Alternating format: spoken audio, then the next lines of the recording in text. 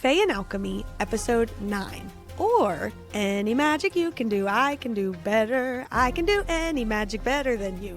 Or, having fun isn't hard when you've got a library card.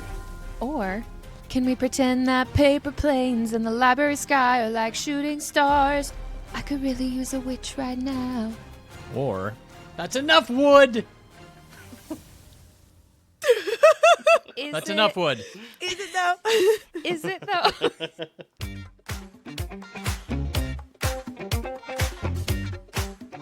Welcome back to Between Pages and Friends, a book club podcast hosted by Con and Lauren, two besties who read a lot of books, and John and Kyle, their gamer-turned-reader husbands who agreed to read with them.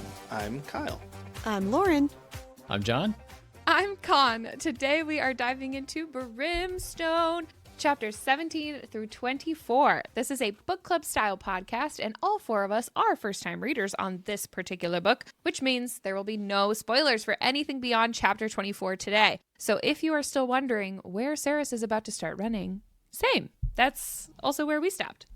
And because that's where we stopped, please keep away your filthy spoilers, especially in comments and DMs. We already had a close call this past week, so knock it off. We're not finishing Brimstone until January, so please refrain from sending us anything about this book until we've had a chance to enjoy this first read spoiler-free.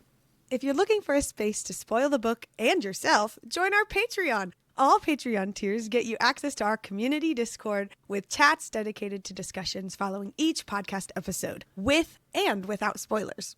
Our $5 Patreon tier also includes all of our live events, monthly book club, reading challenges, and the full archive of our past content. For $10 a month, you'll also receive early access to ad-free episodes, merch discounts, voting privileges, and exclusive hangout space, and more.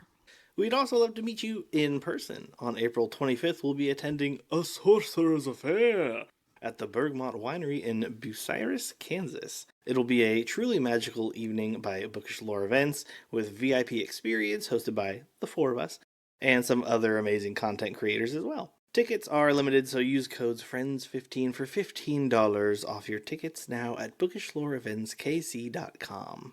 And finally, whether you're a longtime listener or brand new here, please take a moment to help spread the word. Writing a quick review on Apple Podcasts or Audible helps support our show. It's free, it means the world to us, and you just might hear your name in a future shout out. Here's a recent 5-star review on Apple Podcasts from our new bestie, KPick19, titled So Funny. I found them through John's Akatar videos, listened to the Quicksilver and Fourth Wing coverage, and enjoyed it, so I decided to listen while I read the Throne of Glass series for the first time. Many times I couldn't put the books down, though I would listen to all the podcast episodes for each book before moving on to the next. I absolutely love listening to their banter. Highly recommend the listen. Thanks, skis, KPick19. All right, K-Pick. Thanks, So K-Pick. sweet. 19. Thanks, baller.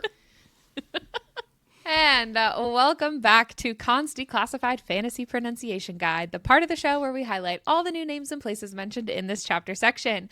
I am once again referencing the audiobooks narrated by Stella Bloom and Anthony Palmini. Today, in places, we have the Dusty Crab, a bar in Zilvarin that Carrion is now banned from. Welcome. It's pretty good. The Huntsman's Cottage at the boundaries of Kalish, and the Shield, a chain of islands that guards the beaches of Lycia. In characters, we have Nisharan. This is Kingfisher's new name for Ceres. Amelia Dianthus was mentioned here. This is the former queen of the Avalian Fae and Carrion's mother. And Gracia Swift, Carrion's most recent caregiver in the line of Swift women, R.I.P. In world building this week, we have the Reckoning, which is when the twin suns in Zilvarin peak at midday, spiking the temperatures to unbearable degrees. And finally, the Tria Prima, the basis of which is always the same: salt, Quicksilver, Brimstone. We learned about this in the book titled Elemental Runes and Their Purposes, a Comprehensive Guide to Alchemy. All right, class dismissed. Jonathan, take it away. Gladly. Chapter 17, Kingfisher POV. We are back in Zilvarin. Both he and Carrion getting swarmed by scorpions. Fisher has a little flashback of his mom telling him stories about the demons. Joshin specifically being afraid of the light. So that's their goal to survive. He makes his way over to the bell tower wall as Carrion vanishes from view under the scorpions, both getting stung over and over. Vorath standing idly by, just laughing. Fisher starts to pound on the wall with his shadows as the scorpions move to form, quote-unquote, one. Joshin takes form speaking in Old Fae, which Fisher notes that he should not know how to speak. Fisher hallucinates his mother, and she starts to antagonize him for being a bother and always making excuses, blah, blah, blah. He gets some blood on the wall, and it glows, so he writes the rune for break on the wall using his own blood, which breaks the demon trap. Joshin tries to escape. Fisher punches a hole in the wall, letting some light in, making half of his body disassemble into tiny scorpions. Vorath and Carrion get into a scuffle, Carrion coming out on top as he breaks Vorath's neck. But while watching this, Joshin stabs Fisher in the leg with his stinger. Carrion urges Fisher to kill Joshin, but they need to make an anti-venom or they'll end up dead. So Fisher cuts Joshin a deal, but it's more like some good old Fae word trickery here, and he gets a secret out of Joshin about how to kill a queen.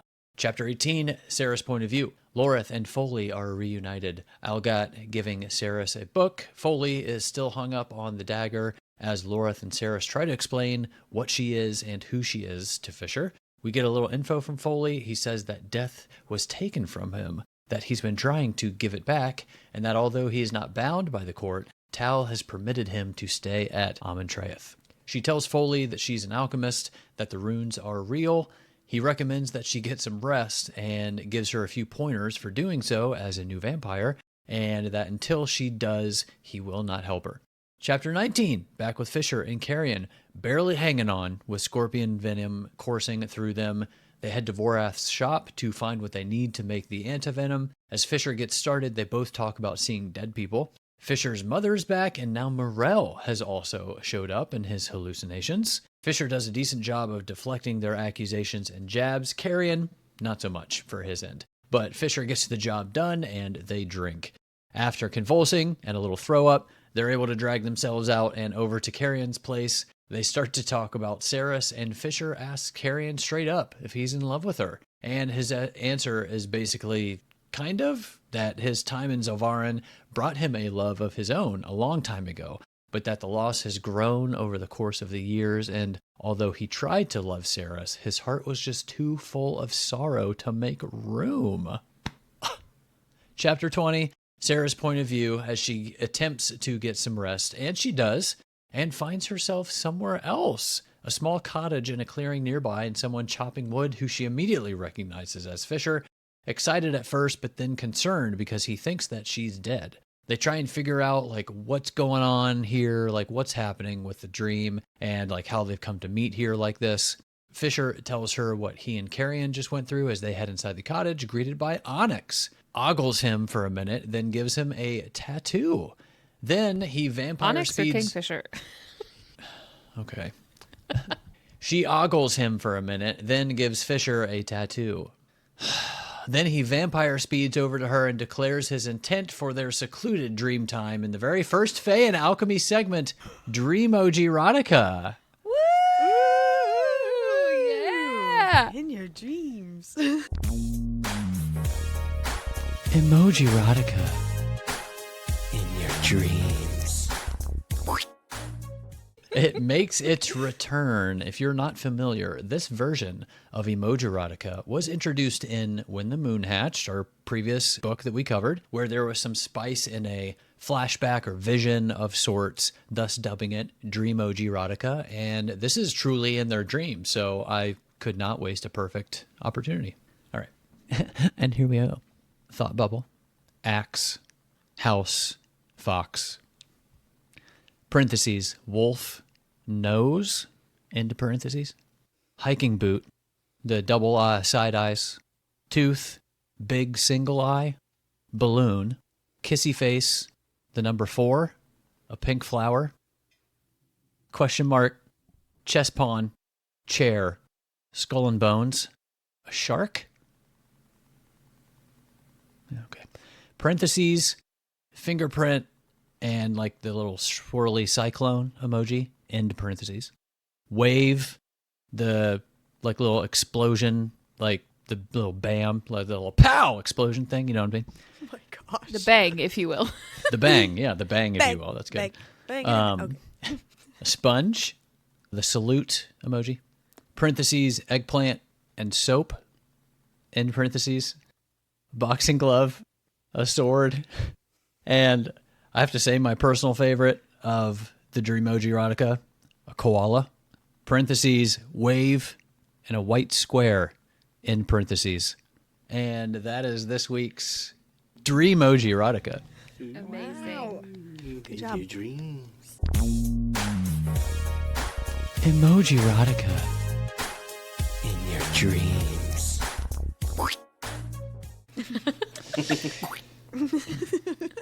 Okay. That's the sound it made. I mean, Calm that's down. it's gonna be that's That's what the song has. nothing like a little quality time together, am I right? Anyway, they talk about some other crap before Fisher makes them some soup, but not before he drops this little nugget about how falling asleep within a dream is to, quote, commune with the gods, unquote. Just tucking that back there for later. Saris tells Fisher what she's been up to and about Foley. We learn that to have gold canines is a sign of a shunned vampire, and high bloods are actually encouraged to kill these vampires on sight. But in this case, Tal must have been the one to keep him fed like all this time. Then we find out that Everlane was in love with Tal once before he became a vampire, that they were actually betrothed. And the night before getting married, he up and ran off to Sanisroth because he was actually in love with Zovena, which makes maybe this future story a little bit interesting there with the Lords of Midnight. Anyway, Chapter 21, Kingfisher POV. He wakes up from the dream and checks his broken hand, now healed, much to Carrion's chagrin, since he's looking like what Fisher says is the pox, lol. He even smells like their activities, which is also interesting, coming from the dream state.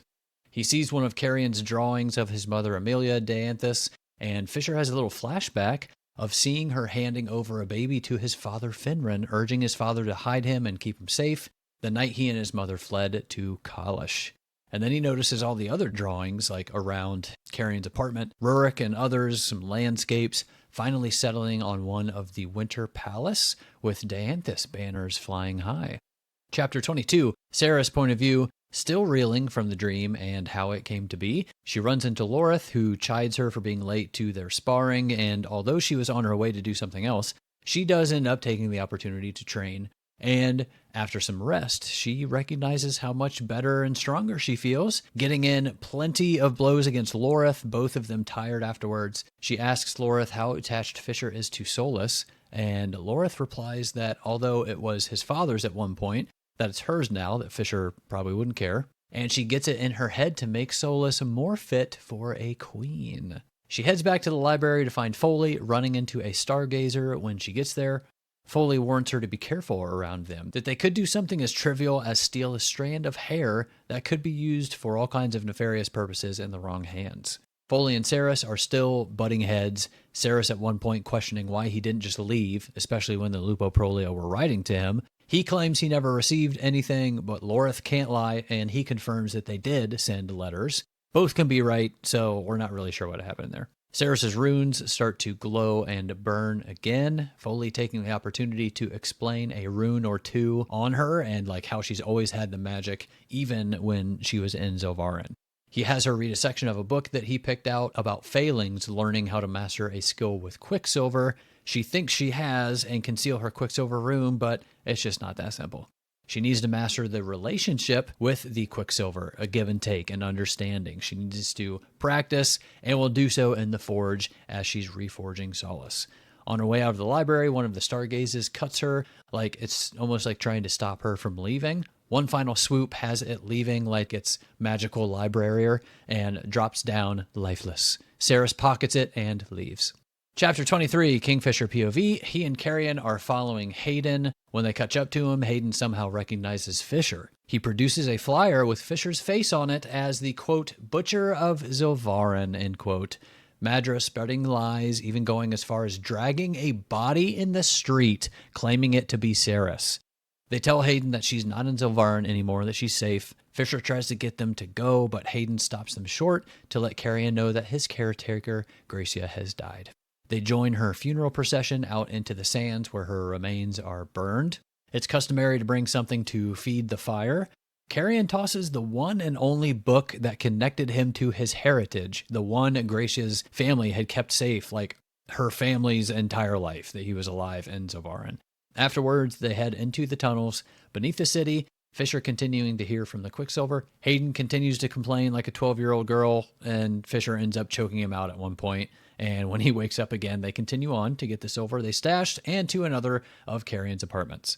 More flyers are posted around the third, these with Carrion's face now, and a reward for a year's supply of water for their household. They reach the apartment, but guardians are waiting for them. They're spotted and end up running for an open square. When they make it there, guardians have some girls lined up for cleansing day, Fisher realizes. His initial plan was to be as quick and quiet as possible, but seeing the girls turned his plan around. He don't want to be quiet anymore. He urges Carrion to get Hayden out of the way, and then coils his magic, this time in the form of knives, and unleashes. Every one of Madra's guardians who appeared were cut down. Carrion knocks Fisher out of his trance as they flee the square, the Quicksilver still speaking in Fisher's ear. Fisher has a thought. The guardians can't find them if they can't see them, and realizes that his magic should be depleted, yet it's there waiting for him. And as he brings it forth, his magic engulfs the entire city, and for the first time in history, Zilvarin falls into darkness. Chapter 24, Sarah's POV. In the forge, Sarah tries to get the Quicksilver to work with her, taking Foley's advice to work with it, so she does, asking instead of telling, and it wants a memory in return. She begins to think of her mother's death, but thinks twice, finding herself a little too attached to that memory, her identity with that. So she thinks of some random memory from the Mirage, counting money, and apparently the Quicksilver isn't picky, and it takes that one just the same, and takes it. She basically loses the memory like halfway through thinking of it. She adds her blood to the crucible and it hisses, which is new. The Quicksilver accepts it, absorbs it. Sarah's breathing a sigh of relief, and a voice sounds from behind her. The freaking Hazrax has come to the forge for some light conversation. They come to the conclusion that Sarah's is surprised. Mentioned something about the book on the table, how there's only one, and that the Hazrax has read that one many times. About how blood magic is dangerous. She's like, what? He warns her that her shield will kill her if she doesn't seal it in time. Then it claims to know everything, but that it's not in the business of revealing truths. He also claims to be a private party with private interests, and that his mind is very old, the body just a vessel, and some of his other powers. And then we get to what it came for. It had a deal with Malcolm, because it says it must remain. She could ask one favor per year. In exchange, she just lets it remain and observe. And they strike the deal, and it leaves. The relic that she just made drops into her hand, and searing pain tears through her. The wall that used to be there to hold her power back is gone. It's looking for an avenue of escape, and will leave her fighting the urge to release her power that would certainly destroy all of Amentraeth. Oh, snap. Yeah. Run. Do, do, do, do, do, do. Well, I mean, let's get on into it. Chapter 17. That's right, Kyle. The Dark Door, Kingfisher's point of view. I got the first note for this week, and this is Kingfisher talking about Carrion, or him looking at Carrion, but I couldn't help him.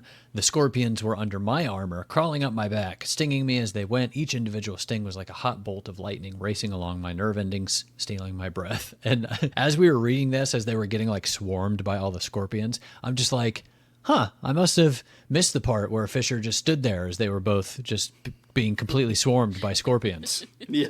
I'm like, what were they doing while all they these come. literally... Oh, no. Hold. Still Stand holding. really still. Still holding. Oh my gosh. Carrie's Maybe if like, I "You don't sure about move." this? Yeah. It's like Carrion doesn't have a choice because he's like stuck. I'm sure he's moving around, but I'm like, why are we just standing around anyway? Yeah. I was surprised that when Kingfisher it just said he just like stepped over Carrion to like keep, and I was like, how did he know that he wouldn't get stuck? Like I was expecting Fisher to also get stuck as soon as he set foot in there, but he didn't. So Good point. I don't know, maybe because it had already caught what it was looking for, but I don't know, but in Fisher's POV, he's talking about his mother telling him these stories when he was a kid. And it says, and then stories about the old demons who had once plagued the lands of Evelia. She had read them to me over and over again, giggling with me as she tucked me into bed, pretending to be one demon or another as she, quote unquote, attacked me. And I wrote in all caps, Adina really spent her whole life preparing him for this. It's just insane. Like, everything he remembers about his mother was her, like, trying to find some way to prepare him for something he was going to encounter in his future. And I just feel like that had to be so lonely for her. It made me sad. My note was that I've apparently been preparing our daughters to fight Doc Ock every night because that's what they love to do. I'll just come in and go, and they're like, "It's Doc Ock." It is wild. So one day nice. when they encounter... One day. Yeah. Wild though that she did that. Now that I'm thinking about it, because like, what if instead of Doc Ock, I just went into their room at bedtime and was like, "I'm Satan. What are you gonna do about it?" And they'd be like, "Oh no, it's Satan." Oh my god. They'd be ready for it. So. Literal Are you ready demons for it? by name. Yeah. I'm gonna go to church. Like, have you guys heard about Satan? Like, yeah, I fight that guy every night. not a big deal. I've been fighting my demons for years. Bring it on. So Oh my gosh. Well, I got 2 notes in a row. The first is, I gritted my teeth against the rope of pain. Drink. Oh, wow. And the second is, I said through gritted teeth, double my goodness. drinkies. Whoop, whoop. I barely had time to put my cup down. Oh my god. I'm so hydrated. And there obviously have been stung multiple times. Kingfisher notes, Carrion would definitely be throwing up soon. He had just been hit with a monumental amount of venom. It was a wonder he wasn't hallucinating already. The edges of my vision were dancing with a shimmering green light that did not bode well for the next few hours, and Carrion had been stung way more than me. As he was like kind of talking through this, I thought it was interesting because it seemed like Fisher was starting to get more affected than Carrion was. Like, Carrion seemed to be like talking okay. I think maybe Fisher had mentioned like, why isn't he more like messed up or something? And I'm wondering if this is because of Carrion's Dianthus blood. If it's just so strong, something like this just doesn't affect him quite as much. I could see I that. had a really similar note. I think it's technically earlier, but it is when Carrion is being himself. And he's like, hate to be a bother, but if you're not in a position to save me right now, then could you possibly kill me instead? It's very funny. But anyways, Kingfisher says, gods, how is he still talking? I couldn't even think. And so it was Yeah. just like, he Yeah. shouldn't have been able to do that, I guess. And he's cracking jokes, not just saying anything. He's just being regular Carrion in that moment. So I had like a similar thought. Like, maybe we get to see these little snippets of his magic, and we even get this whole line about him playing at being underestimated and just like playing into Yeah. that. So he's Oh, clearly yeah, got something that's else true. going on. Some other Yeah, he cool does. magic or something be we just like don't a- know. A Bruce Not Banner that. sort of thing. I mean, maybe, but where he's like, that's my secret, Kingfisher. I'm always in immense pain.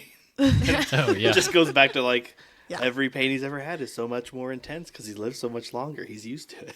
I have a theory that Finrin is the one who sealed the room that Joshin is in, because obviously we know that the like room was sealed with magic. But when Kingfisher's like trying to break the wall, it says, I brought my fist back and smashed into the wall again. A ripple of shadows fanned out over the stone, and an answering ripple of black energy chased after it. I frowned at the sight, not trusting what I was seeing. Why is my magic pulsing twice? So like it was responding to him. And then later when his like blood actually like he actually like broke bone, it said, my bones in my hand splintered, but I still pounded against the magic that held the wall together. I watched my shadows roil across the stone, shivering as a second wave came again and again, rolling after my magic and merging with it. It made no sense. My shadows should have some effect. The old magic that formed the demon trap should have weakened a little, but it wasn't even reacting, at least not how it should have been. It's almost as if, or it was almost as though, and then he got like interrupted.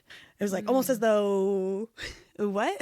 And then finally it's, a veil of shadow shivered over the stonework. Strange, since I hadn't even reached for my magic, and I watched, parentheses, and felt the ward that protected the demon's trap splinter and come apart.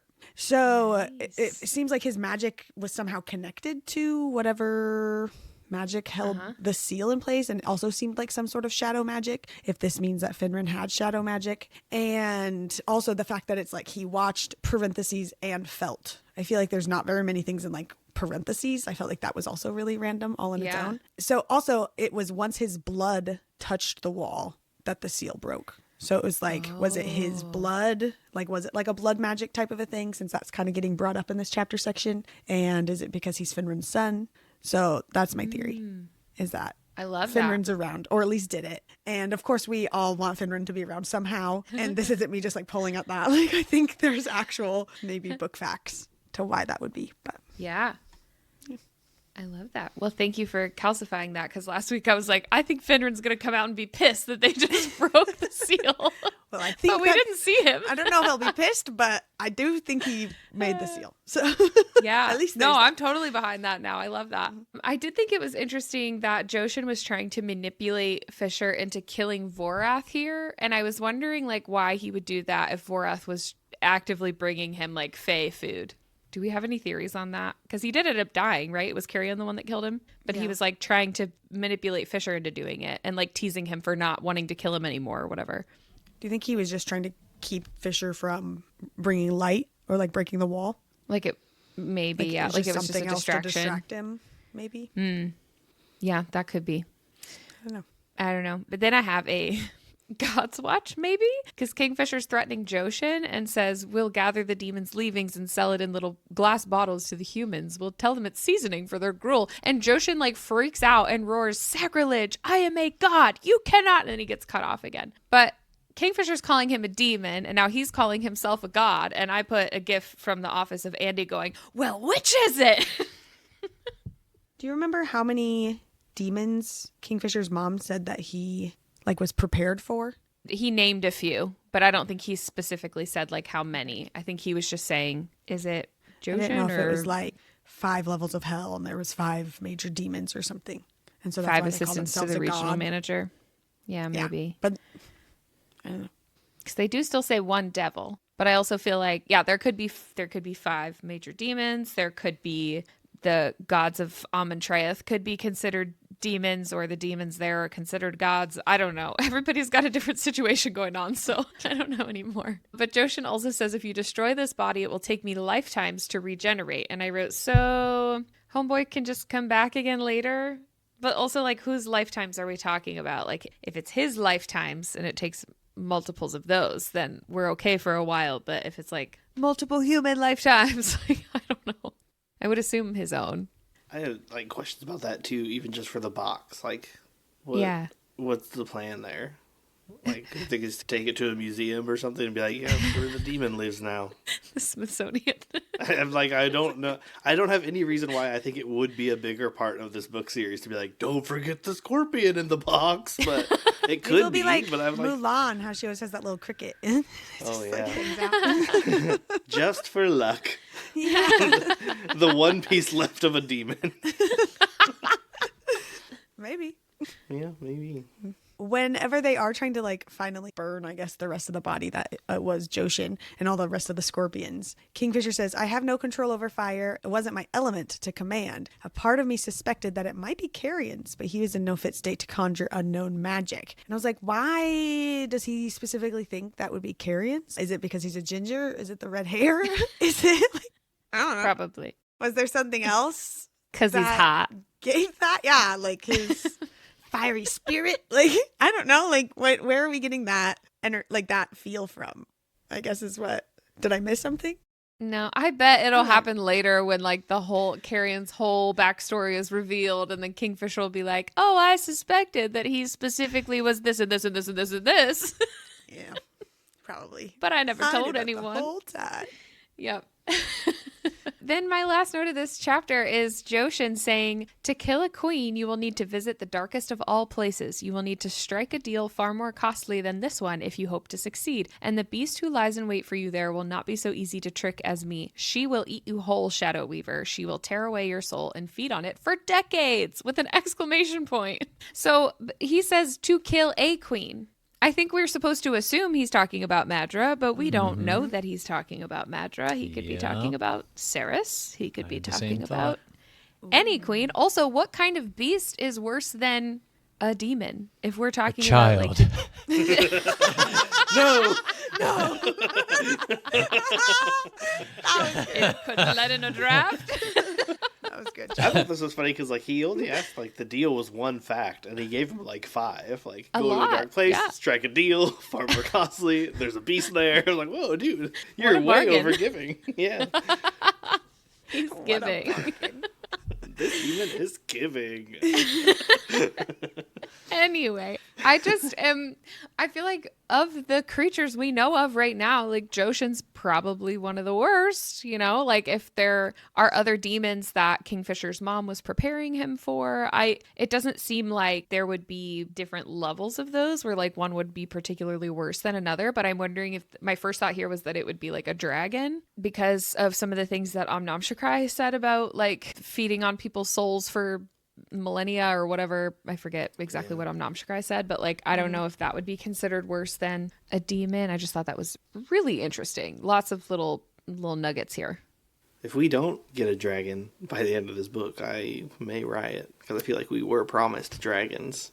But maybe if it can't be as easily tricked, it would have to be someone who like I don't know knows people's minds or something, or you know, it knows what you're thinking, so you can't trick it with like, oh, I'm going to do this, and like how he tricked this demon. But It's just like Algat in the library. yeah, it's Kingfisher's mom. I wasn't pretending to be a demon all those times. Oh my gosh. Well, speaking of the library, that takes us to chapter 18. The title of this chapter is Brother. It is a Saris POV. And I believe it's Foley here talking. He says, no one comes here. No one apart from that old witch. This is a place I can be without causing friction. But don't we learn like at the end of this chapter that the Hazrax has read like every single book? But isn't the Hazrax, it doesn't leave the Hall of Tears, but does that mean he's been to the library or... Maybe he struck Somebody a deal with brings him Algat. books. Algat just brings him books all the time. But Algat's all like, the books can't leave the library. Don't take them or whatever. So, I don't know. There's a whole... I mean, he Algat did and say- Hazrax are an item. Okay. And that's why the library is closed at very specific times. Very. Okay, Algat, get some. Algat. John's face. That's really good. Anyways, I just felt like there was. I don't want to do that emoji, Erotica. Just the Hazrax coming into the doorway. Yes. Hello, tall, dark, and tall. Anyways, I just felt like there was a lot that didn't make sense there, or I was after I was putting in my notes too that I was like, wait, the Hazrax doesn't they go there? But anyways, It also says it knows everything. So why would it need to read all the books multiple times? Just Maybe for fun, I he's guess. read 'em, You guys tell and me. That's how he knows everything. You read the same books multiple times. You As already soon know as he puts the everything. books But down, I he forgets forget. about it, and then Yeah. he has to pick it up again. He's like us. He rates it 5 stars. He's like, I don't remember why I did that. Yeah. What were those Relatable. characters' names? Yeah. But as soon as somebody tells me a character's name, it all comes back. It's still in there. It's just hidden behind responsibilities. Anyways.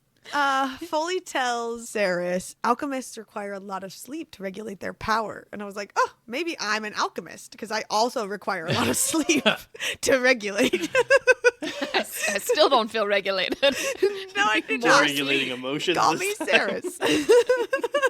And then we get this sentence that says, the vampire smiled for the first time since he tackled me to the ground. When I was human, I probably wouldn't have been able to see the engraved swirls on the gold that replaced his canines. But my senses had improved significantly as of late. The pattern was intricate and beautiful. It was hard not to stare at them. And it's talking about Foley's like fangs that we learn later were like ripped out and like replaced. It's like, I guess like a punishment. But like, how does he feed? Like, how has he survived this long? Because they kind of describe it later that, like, it's meant to slowly kill them, and then they end up kind of, like, on the battlefield, and, like, or, like, as one of the feeders and whatever. But, like, how has Foley specifically survived so long in all of this time? And so that's kind of what... What did you say? Straw. He just has a straw. He goes full Bella in... Twilight Breaking Dawn and has his little foam cup and drinks the blood out of that. His styrofoam cup. Little blood I'm bags. here for that theory. I'm here for that. Could be However, my other theory is that he's actually the cat that's gone missing or whatever, because the cat was there, and then as soon as the cat like disappeared, Foley all of a sudden showed up. And also like his eyes had like, they described them as like snake eyes, or that they like are like different, Cat-like like they eyes. cat-like eyes. And then the cat drinks blood like through its little In milk the bowl or milk. whatever. So maybe that's how he does it. I don't know. That's not a lot to go on, That but that's could my be. theory as of now. Yeah. Chapter 19 is called All Live. It's a Kingfisher POV. This is whenever they go back to Vorath Shaw's, I don't know where Vaughn came from. I really don't. Mixing series. It's been a year since we read Throne of Glass. I don't know. Whenever you went to Vorath Shaw, did they go back to his like workshop? That's where they went back to, right?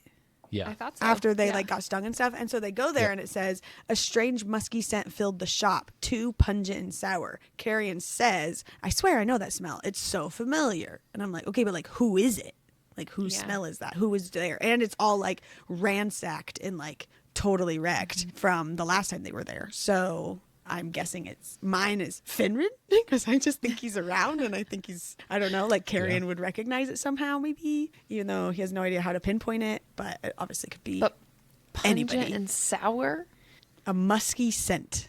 Maybe he just hasn't like showered in forever. Yeah, There's it's the hot Varin. out there. I Maybe guess. he's just got bad BO. Has he been drinking? Yeah, like what? Strange What else is musky there to scent do? filled the shop. Yeah. I don't know. But Carrion knows the smell. Yeah. So it made me worried though the whole time that they like passed out here and had this whole like dream what is it? Yeah. Dream memory. And like that whole scene, because I was like, somebody was just at the shop and they both just like passed out, and obviously they woke up and they were fine. But I did have that like in the back of my brain through all of those scenes, thinking they were gonna wake up in, I don't know, in a prison cell or something. I don't know. I did just look up because I was curious what the name Foley means, because like I know that's like an actual name. It says descendant of the pirate, marauder, or plunderer. I believe we are going on a sea adventure at some point as well, so that's interesting. And they're the guys that make the sound effects in movies. Yes, Are they related to cats? that too. Musical? Probably. Very true. And the balloon. I think we talked about that in the bonus chapter episode. Foley balloon. That's right. Well, while Kingfisher is getting the antivenom going, we obviously see him hallucinating his mother, and then Morel, and Carrion says, "Is a dead person talking to you right now?" And Kingfisher says, "Yes." And Carrion replies in a high-pitched voice, "Oh, good. I thought that was just me." And after he said this, I was like, "Ooh, now I want a Carrion chapter to like kind of get his perspective from this, to see who he was seeing." Yeah, Because that was just kind of an 1000% interesting thing there. I have we thoughts get. on this now. Yeah, I had like John, you and I have had the exact same notes, just on we've highlighted two different sections twice now. Because I had Kingfisher saying, whatever phantoms were haunting Carrion, he chose not to share, and I chose not to pry. A male's ghosts are his own business, and I have enough problems with my own. And I just wrote, please pry. Yeah. Please, I would Pry. like to know. Yeah, and then kind of in the same moment, it says, on the other side of the room, Carrion yelped and jumped away from the wall, batting away an invisible assailant. And I just had to note that this image made me chuckle. It was good. And then, yeah, so Fisher hallucinates his mom, and then this is describing when, like, Morel kind of, like, pops up. I spun without thinking. Rinfus's sister stood there, the ends of her lovely long hair frazzled and black. Her once beautiful face was blistered and raw, skin slick like melted candle wax. Her left eye was missing. Her lips were fused together on the left side of her face. She was mostly naked, but there were scraps of scorched leather stuck to the exposed bones of her rib cage. Tears ran from her right eye, coursing down her ruined cheek. And I was just like, damn, bro. Like Yeah. it just, the hallucination just like kept her how she died. From Yeah. getting blasted by Namchakrai. I was like, holy cow. Wasn't Yep. expecting the visual here. It was pretty stark. Especially after he has that. Is it him that has a direct encounter with her in the bonus chapter? Like after she dies? Yeah. Yeah, But yeah. she's like restored fine. body in that Right. encounter, right? Because it's Yeah. like a spirit situation. But Yeah, was that's pretty rough. crazy. And That like was Carrion's rough. little moments were funny, like earlier in the chapter, but then he's talking to his hallucinations here, and Carrion says, "Stop! No, don't! She's sick. Please, please, please, please, don't take it. I can't help her without it. I'll do anything. Please, I promise." And he gets cut off. And initially, I thought this might have been regarding Orlena, like his first caregiver, but now I'm wondering if it was about Gracia, since he seemed to like intuitively know what happened when Hayden said they had to stay. But also if there was someone that he was in love with like earlier in his life where that like that now that pain and heartache is coming from, I wonder if it's that as well, like if he fell in love with a human or something happened to her. It made me so sad. And in a just stark contrast to that, my next note is Carrion saying, "I am now officially banned from the Dusty Crab." And I put the gif from SpongeBob of Patrick going, "No, this is Patrick."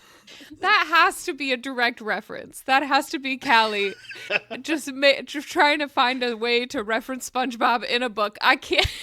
Okay, add that to our accept list anything of else. if we ever interview Questions. Callie. Add that to the question. Question number 1. Is the How Dusty many other Crab characters are based on off of the SpongeBob? Krusty Krab? Is this the Dusty Crab? Follow-up question: if you could change your characters to SpongeBob characters, who would be SpongeBob? Who would be Patrick? Perfect. Write that down.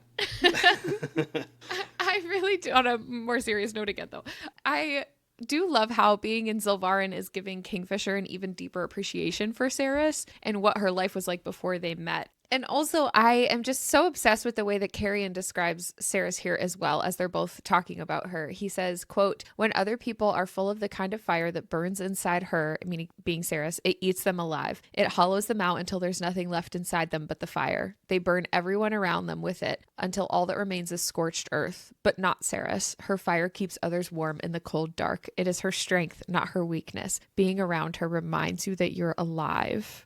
It's like one of the most romantic things that a character has said about another character, and I can't believe that they're not together. Oh my god. Would you rather Saris Yes. and Carrion over Saris and Kingfisher? No, I just mean I feel like we're getting teased in this section for a why choose with Carrion instead of Tal. I choose between them. Yeah, I I don't know. I don't think three. it's gonna happen, but I'm sad. I love him so no much. Los Trace? See. Los, not lost, but see. Embarrassing. Oh, I get my lows and laws mixed up. Classic. Though, speaking of this, I'm so excited to be wrong about this excerpt that we got before the book came out where Kingfisher's like, "Are you in love with her?" Because I was thinking it was Tal that he was talking to and not Carrion. But it is Carrion. And this is another one of the little like sections about Carrion answering the question, and he says, "So yes, I love Saris Fane because she's electric and fierce and loyal, and being around her brings the world back into focus. But I'm not in love with her, Fisher. I tried, but my heart was just too full of sorrow to make room for her." And I wrote, "I think we can make some room, baby." I think we could do it. Oh my goodness. I believe in you. Let's make some room. I highlighted pretty much that whole entire section, just like you did. But my focus on it was Carrion's backstory here that we kind of get, where he talks about, like, I could have loved her being Saris, but this place broke me centuries before Saris was born. I made the mistake of letting myself fall for a human once, and believe me when I say that once was enough. A long time ago, someone told me that the pain of the loss was a temporary thing, that it would soften as the years went by until the ache became an old friend and felt comfortable to be around. But that person who told me that was a human. And then he said, every year that I've lived, it seems the magnitude of my loss eclipses the last. I'm not in love with her, Fisher. I tried, but my heart was too full of sorrow to make room for her. And I just feel really bad for Carrion. In this whole entire chapter section, we learn so much about him that's really actually kind of sad and depressing, like from his POV, and even the stuff with Gracia that we even get in the present. Like, he's just going through it. And to think that, like, this place broke me centuries before Saris was born, and like how long he's had to be there and how many, humans he's had to befriend and lose, and so much of that cycle and everything. And it just makes me sad. And so I wonder if the person he loved was like a romantic partner, or if he's talking about even Orlena or somebody else that he was like one of his caretakers, or that was just a human that he was attached to. Either way, all of that is very sad for Carrion. And also, it sounded like he was saying he didn't have room to love Saris because she was human when he knew her in Zilvarin. But now she's not. So, Okay. that's all I'm saying. I was just gonna say it might just be because of the differences in how, like, I guess you want to call them species, like the human species and the Fae species work in terms of like love and mating. Because I feel like in the Fae realm, it's a much more literal giving a piece of yourself that he probably permanently lost with this person that he loved, as opposed to like humans who don't literally give a piece of themselves. Because like with the Fae, there's some sort of a magic attachment there, so I could see how that hole might seem bigger over time because he's lived longer without a part of himself that he gave to someone. That's even more sad, So to think sad. of it like that. Yeah. Poor Carrion. I love him so much. All right. Chapter 20. Let's talk about some smut. This is Huntsman in the Saris POV. I'm just noting here that Kingfisher says witchcraft perhaps in passing while they're trying to figure out what's going on. And I am not letting these little mentions go. I need to learn more about the witches. I could really use a witch right now. Yeah, I mentioned to Kyle while we were just sitting on the couch. He was like, "Did you finish your reading?" And I was like, "Yeah, I don't know how I feel about this whole Drememory cabin and them just being like, oh yeah, maybe witchcraft, and then just like move on, like NBD, like Yeah. should we not try to figure that out?" Yeah. Could be witches. I don't know. You want a bone? Want a bone about it? And maybe we'll figure it out. Bone about it? Yeah. I don't know. Even in the middle of it all, he's like, "I can't drink from you because I have to keep my wits about me in case we're in danger. But like, I'm not going to stop this activity to figure out if we are in danger or not. This I just full wanna chapter's worth just be of ready this just in activity. case." I don't know. I wasn't sure how I felt. I still don't know how I felt about it. I enjoy those scenes. I think it's very convenient that his hand is fixed now, but I just wasn't sure how I felt about it in the moment. It did seem very, no pun intended, slipped into the story. Like it was just like, let's throw some smut in here. We need more spice. Thank you. That's totally how I felt about it too. Okay. I was really glad that I didn't feel alone because I'm usually that way for like a lot of those scenes. So when Lauren said it first, I was like, thank goodness. Like I don't want to be the guy to bring everyone else down. But this time I was like, I can't be the only one. I just feel like I'm so on high alert right now in the book because like we're doing all these activities and things, but like something's got to majorly happen at some point. And so it's like just kind of waiting for it. And instead we're like, nah, who cares about this potential danger? Like, Yep. My thing was, along with, like, why didn't they try and figure something out or, like, try and get deeper into... you knew what you said before you Gave up. Like, why didn't they investigate a little bit more? My thing was, they're apparently there physically. They know that they're alone for the most part. It's like, what if you're in generally the same spot geographically and you're real and there's nobody else around you, why don't you go see if you can like find something that could possibly help you in reality? So like why didn't they like go, let's see if we can go to the Winter Palace, or let's see if we can go to like Amontreath, instead of just being like, yeah, we're gonna stay in this small cottage in Bone. Yeah. Go do something, go find something productive to do. Yeah. Yeah. I feel like they to a also certain didn't extent they did.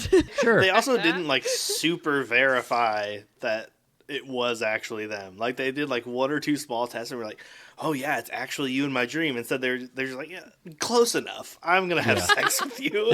I don't feel like they truly cared whether or not the other one was really, really there. Yeah. Well, And they yeah, were like you said, like dreaming. go test the boundaries, try to fly. There's all sorts of lucid dreaming stuff you Yeah. can do. Like, True. Yeah. Yeah, true. I was just going to say you were all fired up about it. And then I said, but doesn't this mean you get to do Dreamoji Radica? And he was like, It does, and it's suddenly no qualms. It's fine. He was so totally fine excited. about it. Yeah. Oh, I still got qualms. Oh, there's no qualms. And also Dramodi Rajica. Okay, well, back to our notes. I only highlighted this because every time we see Onyx, Khan makes her cute little Onyx voice that she talks about. And then Stella did it in the audiobook, and it just made me laugh so much when it was like, a white dog was stretched out in front of the crackling. Ha! It wasn't a dog. It was Onyx. He jumped to his feet and he saw me letting out a squeal, and he dropped to my knees just as he leaped to my arms, squiggling and squirming, licking my face. She said it just like that. It was such a smooth transition. It was so good. Anyways, 'Cause you have I to. highlighted that because it made me laugh because of Khan. That's the only reason it's there. But we do learn that like Onyx has been part of these dreams for a while. Kingfisher says the thing has been following him around in his dreams for a couple of weeks now, even when he was back in college. So we've seen Onyx sleeping several times, and like the time when he was on Everlane's bed and he was like running his little feet. So is that him doing something in these like dream moments? And is he, I don't know, I'm kind of on this like weird, he's making the dreams. I don't know that Onyx is anything other than a fox. If He made the sex dream. Made this for you. Cottage kids. I thought I'd stop by and watch again, just like I used to. I'm just saying, like, if they don't know, Kingfisher says straight out that it's not him who made it, and it's not Ceres from that we know of, because Kingfisher's has been there several weeks, but Onyx has always been there. So it's like the only other thing that we know of that exists in this dream space is Onyx. So And the gods, I guess. maybe. Yeah.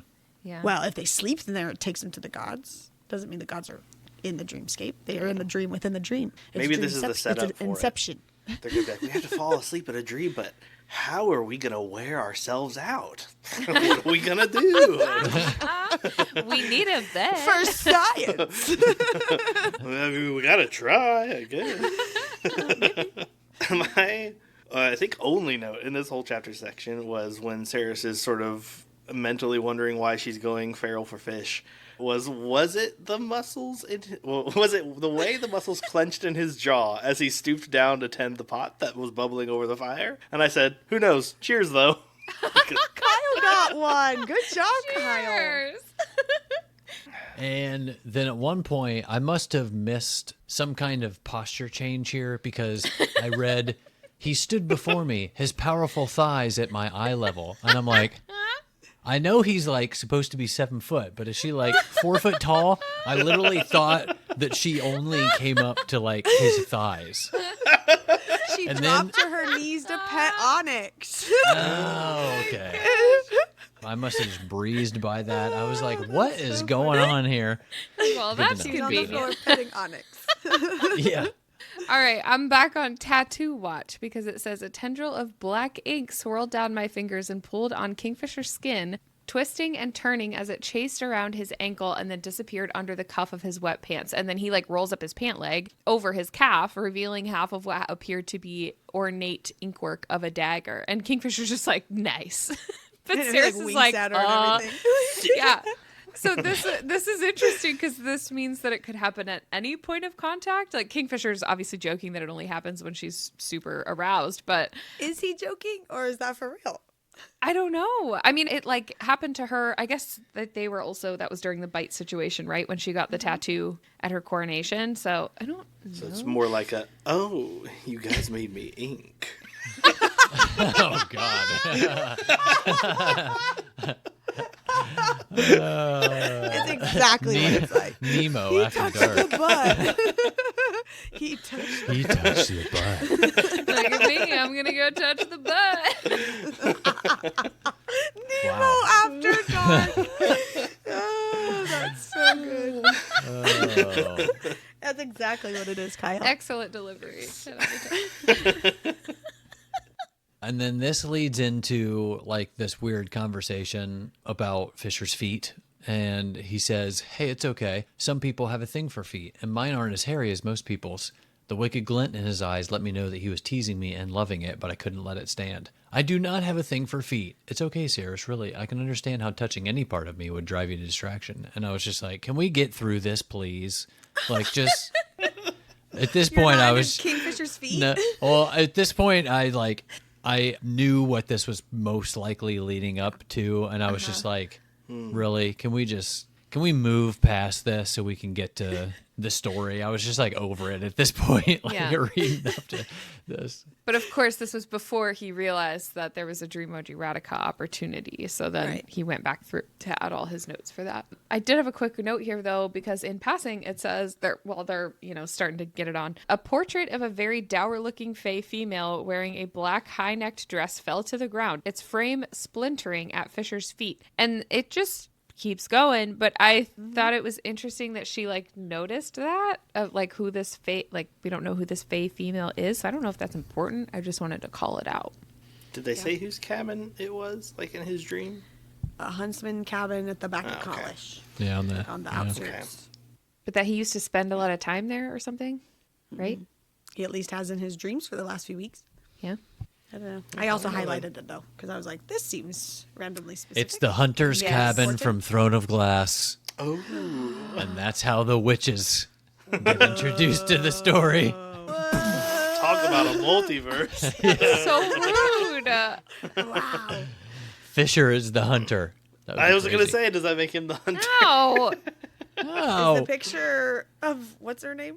Astrid. No, she's not Fae. She's not dour looking. That's true. That's very rude. true.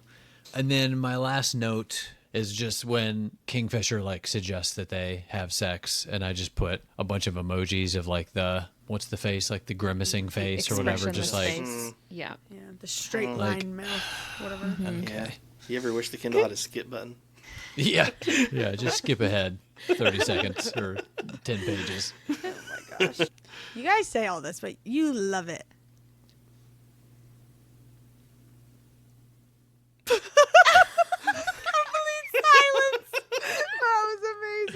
John's got a whole segment about it, so I'm not buying it. That's so true. Okay. I know. This That is a may be different true. circumstance, though. I even agree I that was this feels excited. very Yes. random. Excessive. I'm totally there. Yeah. Yeah, okay, great. Thanks. Yep. Yeah. Okay. Well, Say they no more. do. They do their activities, and It? Saris says, "I cried out so loudly my long dead ancestors knew my mate's name." And I was like, with how many ghosts there are all over the place, and how many of Kingfisher's relatives are still chilling and hanging out, maybe they actually heard her. Everybody's relatives know his name now.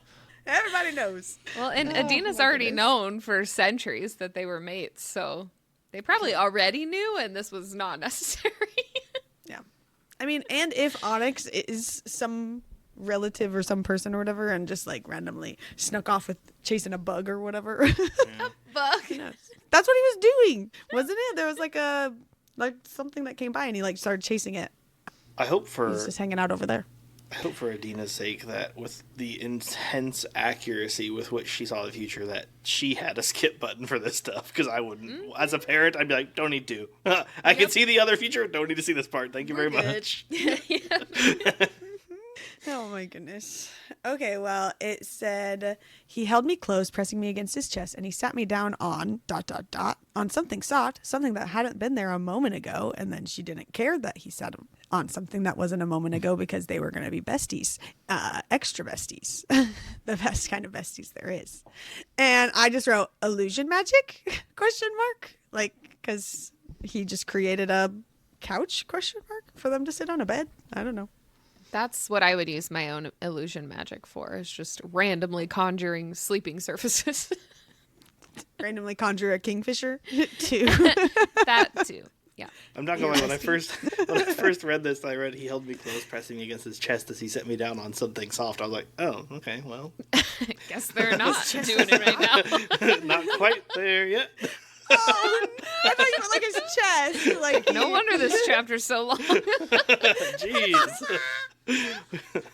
Oh no. Guess he's not into feet either. Oh my god. Gosh. We are spending so much time on certain aspects of this chapter, but we're really just going to glaze over the fact that Kingfisher just called Saris Nisharan.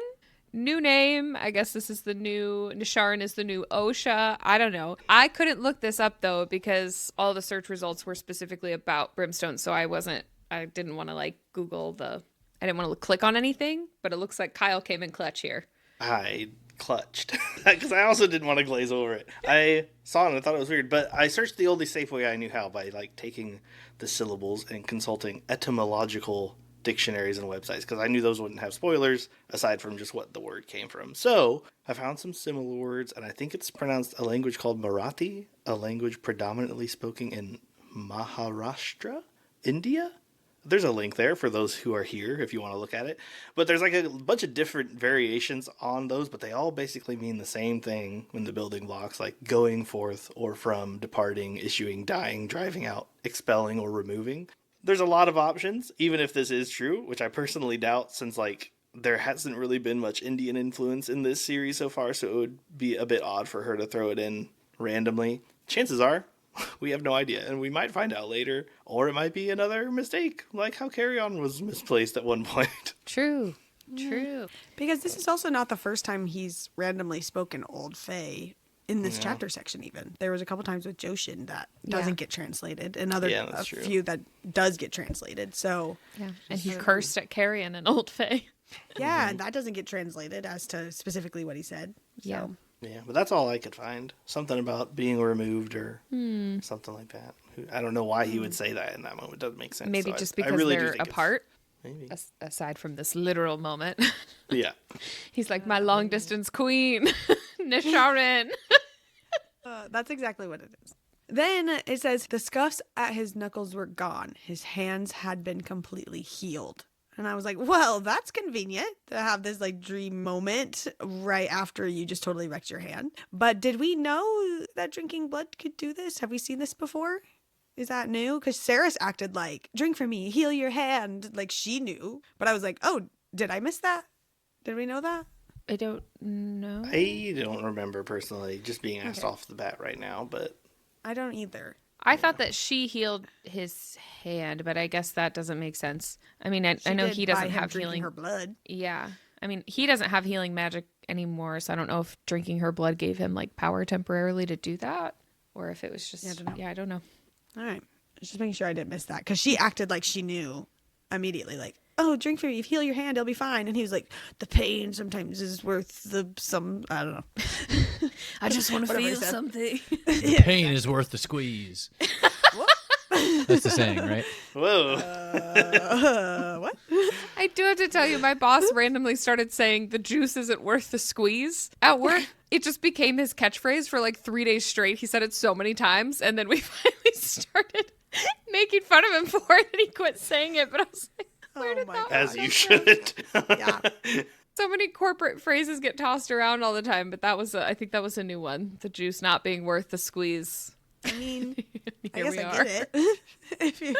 I don't know. And then this is where we finally find where, after their activities, Fisher feels drowsy and is like, it's strange how we can be tired here, even though we're technically already asleep. To fall asleep within a dream is to commune with the gods. And she's like, is that true? And he just kind of laughs and is just like, Valia is full of strangeness and who knows? I don't really want to see those guys anyway. But I wonder if I guess this is my theory that we will see the gods again. And right now they can't find Saris, but maybe this is how she finds them, is like falling asleep in this moment on accident or doing it on purpose, like going to this dream world and then falling asleep to commune with the gods. I like that. So, Very convenient. yeah. Yeah. Then he says, you can tell me all about it over a bowl of stew. And I just wrote, more soup. Fae and their soup. Good soup. Good soup. Okay, so this is another theory I have. I have a bajillion theories from this chapter section, but this I think is a really good one. And so they're talking about, what's happened in their days prior to this meetup. And Kingfisher says, so right about the time I was punching a hole in the third bell tower, you were blasting a hole in the side of the library in the blood court. And then they just kind of like brush that off and think it's just kind of interesting. But it makes me wonder if like their god bindings are connecting them somehow and maybe affecting with her alchemist runes, since they all kind of seem to be on top of each other. And in my theory section later, I kind of go through, I like went back and listed all the times that her powers kind of exploded. And I think it matches every single time Kingfisher was doing something magical on his own. Like every time he used his magic, hers starts randomly like going off and then having some sort of similar reaction. So I think that somehow those are connected, but I'll talk about that more in my theory section later. Oh, I'm excited. And then this is just a cute highlight that I had where they're sitting there talking and Kingfisher's sitting cross-legged on the floor and he's like, Onyx is curled up in his lap and he's even like feeding him some of his food from earlier. And he's just like, oh, I love that they're besties, Fisher and Onyx. So I just think it's cute. All right. I got a note here. This is when they are talking. They kind of switch their conversation over to Tal and Foley and that whole relationship. This is when we find out that Foley had been shunned. He's got like the gold canines, and she asks if they shunned him and Malcolm removed his teeth and how is he still alive? And Fisher says, I'm assuming Tal has kept him fed. He wouldn't have let them banish him to the dead fields. And she replies, so Malcolm let Tal save him.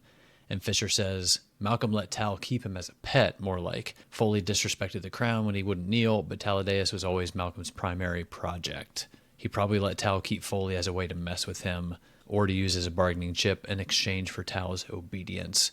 There's a million ways he could have used Foley's presence at Amontreath to his own purposes. And my thought here was that, or Tal is using both of them. I mean, the first thing that came to mind was what an opportunity it would be to enthrall a member of the Lupoprolia. Ooh. Yeah, Kind of a big deal. Yep. I feel like. So obviously he says later, or maybe before this, when he's talking to Saris, that Tal denounced Foley. But I guess we're just kind of supposed to like take his word for it, if that's official, I guess. I think Foley is the one who says that. Yeah. So I'm kind of like, okay, he's telling us that he disavowed him, but like, did he really though? I'm still of the thought that even though he's like wanting to disavow them, there's some other detail to that we don't know about. They might not still be enthralled, but there's something else going on there. Yeah. I would like to point out, though, that he said Taladeus could keep him like a pet, and Foley Yeah. is the cat. So Yeah. at least it in my head. Yeah, that's a good point. Calcified. Yep. And then we learn about like Tal and Everlane, and that he left on like the night before they were supposed to get married. She's like, why did he do that? And Kingfisher says, why does any male act recklessly, Saris? He did it because he was in love with someone else. He did it for Zovena. And I was just like, oh, poor Everlane. And because of this, I don't think she's secretly on the bad side. I'm going justice for Everlane here. I foresee an Elaine situation a little bit, which would be kind of neat. Which is funny because Kind we of. don't know what that is, and a lot of I know. people theorize about Elaine being evil. Also, Yes, I absolutely. definitely don't know what that means. That's true. That is very true. I don't know. I feel like this could be fuel for the Everlane villain Fire, because she was never Yes. chosen or loved or noticed by anyone the way that she wanted to be. And it sounds like she's been stabbed in the back by her own friends before, or that's something yeah. she's already done. So I could see that really going either way. All right. I don't know. All right. Yeah. And then I know that this probably hurt Everlane. And for a time, I don't know if that means she's still hurting over it. But I feel like from like Renfis's perspective, at the end of the day, this is like, I guess, better for him because Everlane is still available now.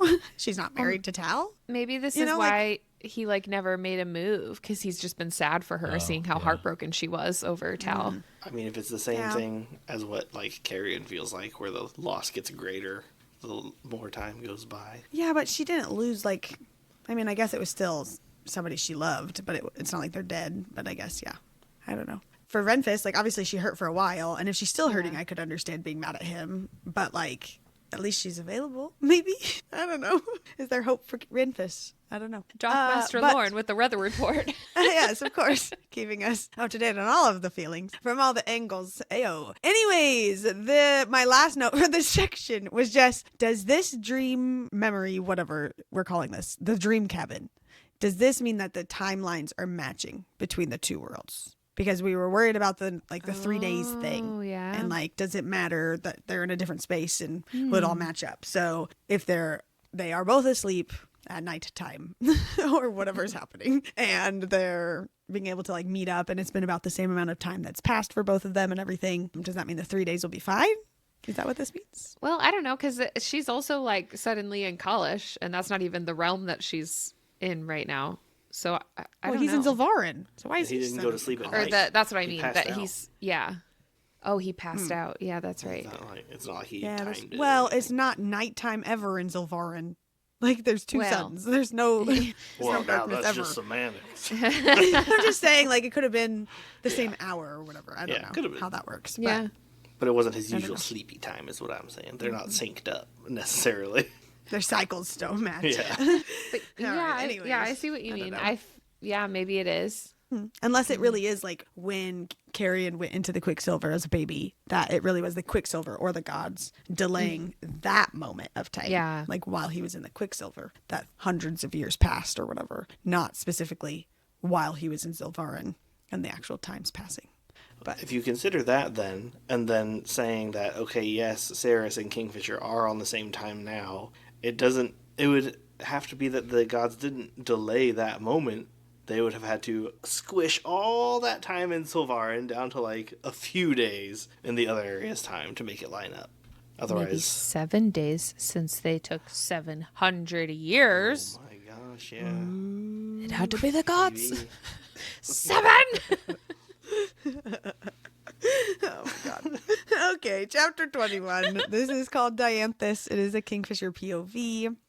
And this just made me laugh because they wake up and Kingfisher smells like sex and is, whatever. And Carrion says, "Meanwhile, I dream of being turned into a goat and I wake up with a mouth drier than glass flats covered in suspect pox marks." It just made me laugh. But also, I feel like I just don't trust anything Carrion says ever since he said, like, if you think that I'm the fool, then I'm going to play into that and just like make you think that. So did he dream of turning into a goat? Maybe the goat. Ayo. Maybe that's one of the creatures of the Galarian Mountains, is a goat or a goat shifter, if we think Foley can shift into a cat. Goat shifter. Goat shifter. Dirty goat shifters.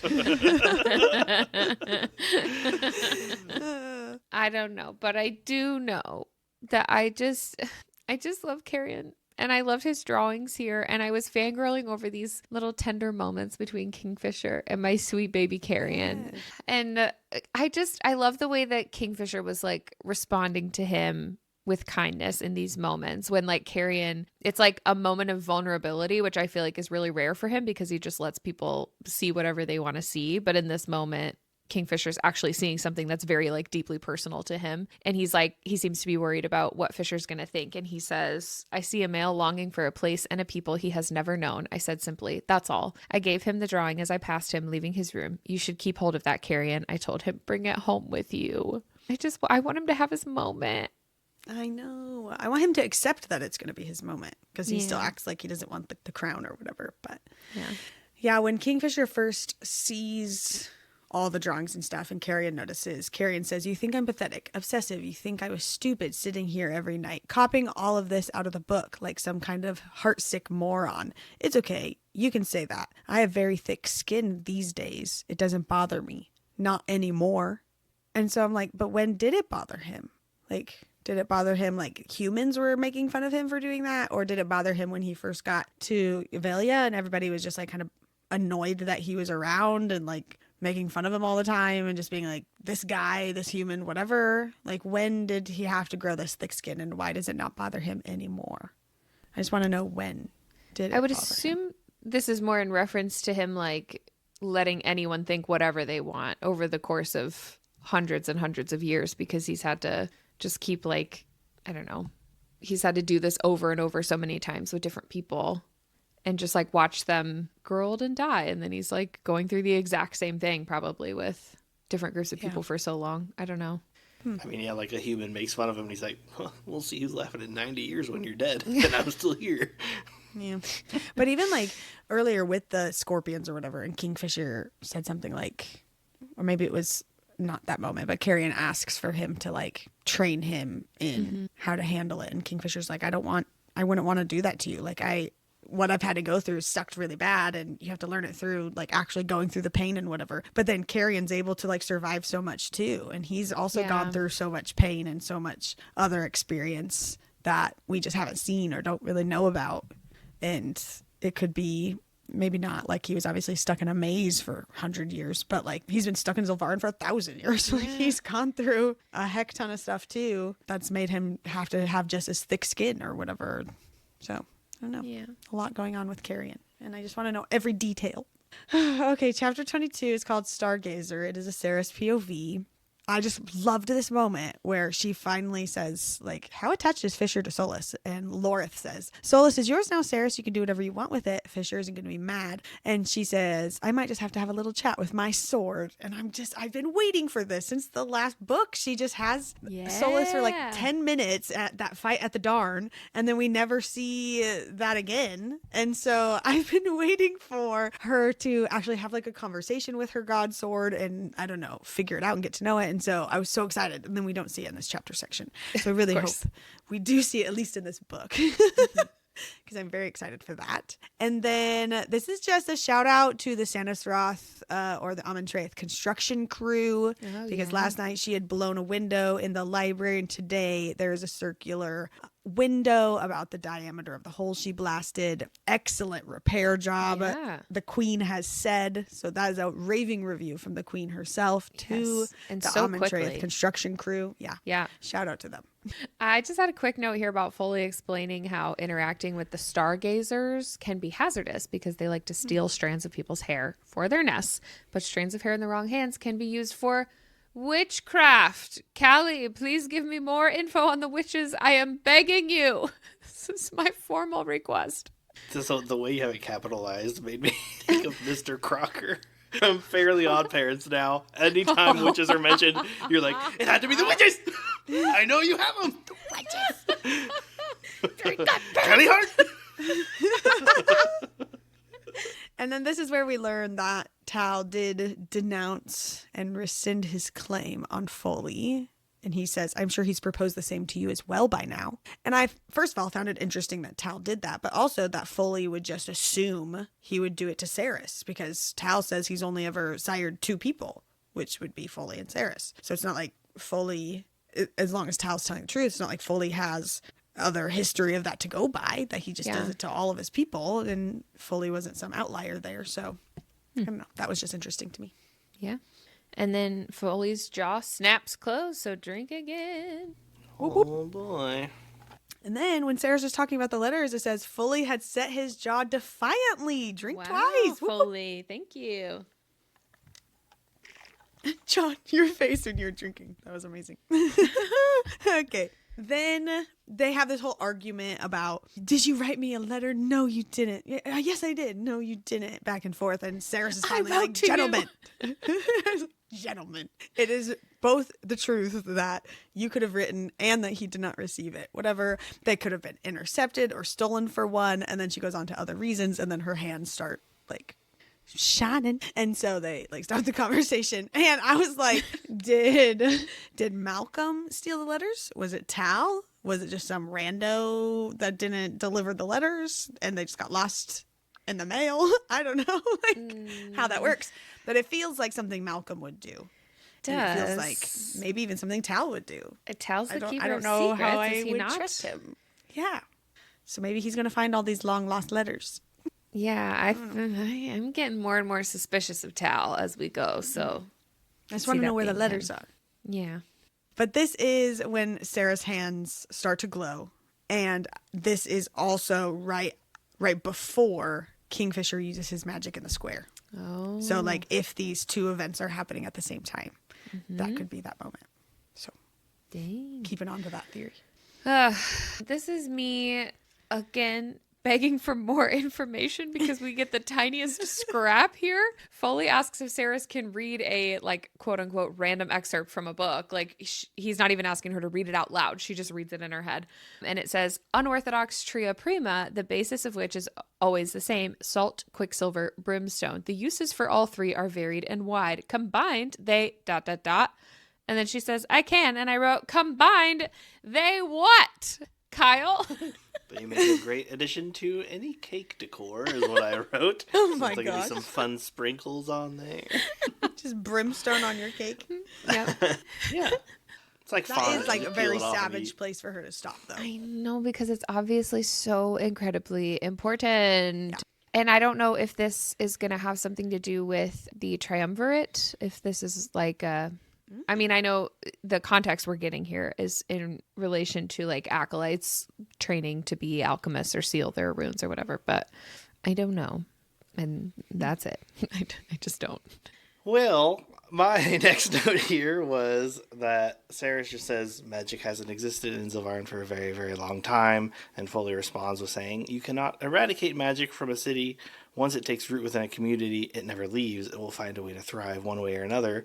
And I was like, it's pretty silly of Saris to say that, even, given that she did magic before she even ever left Zilvarin. And she was talking about, like, oh, I can spin metal with my hands.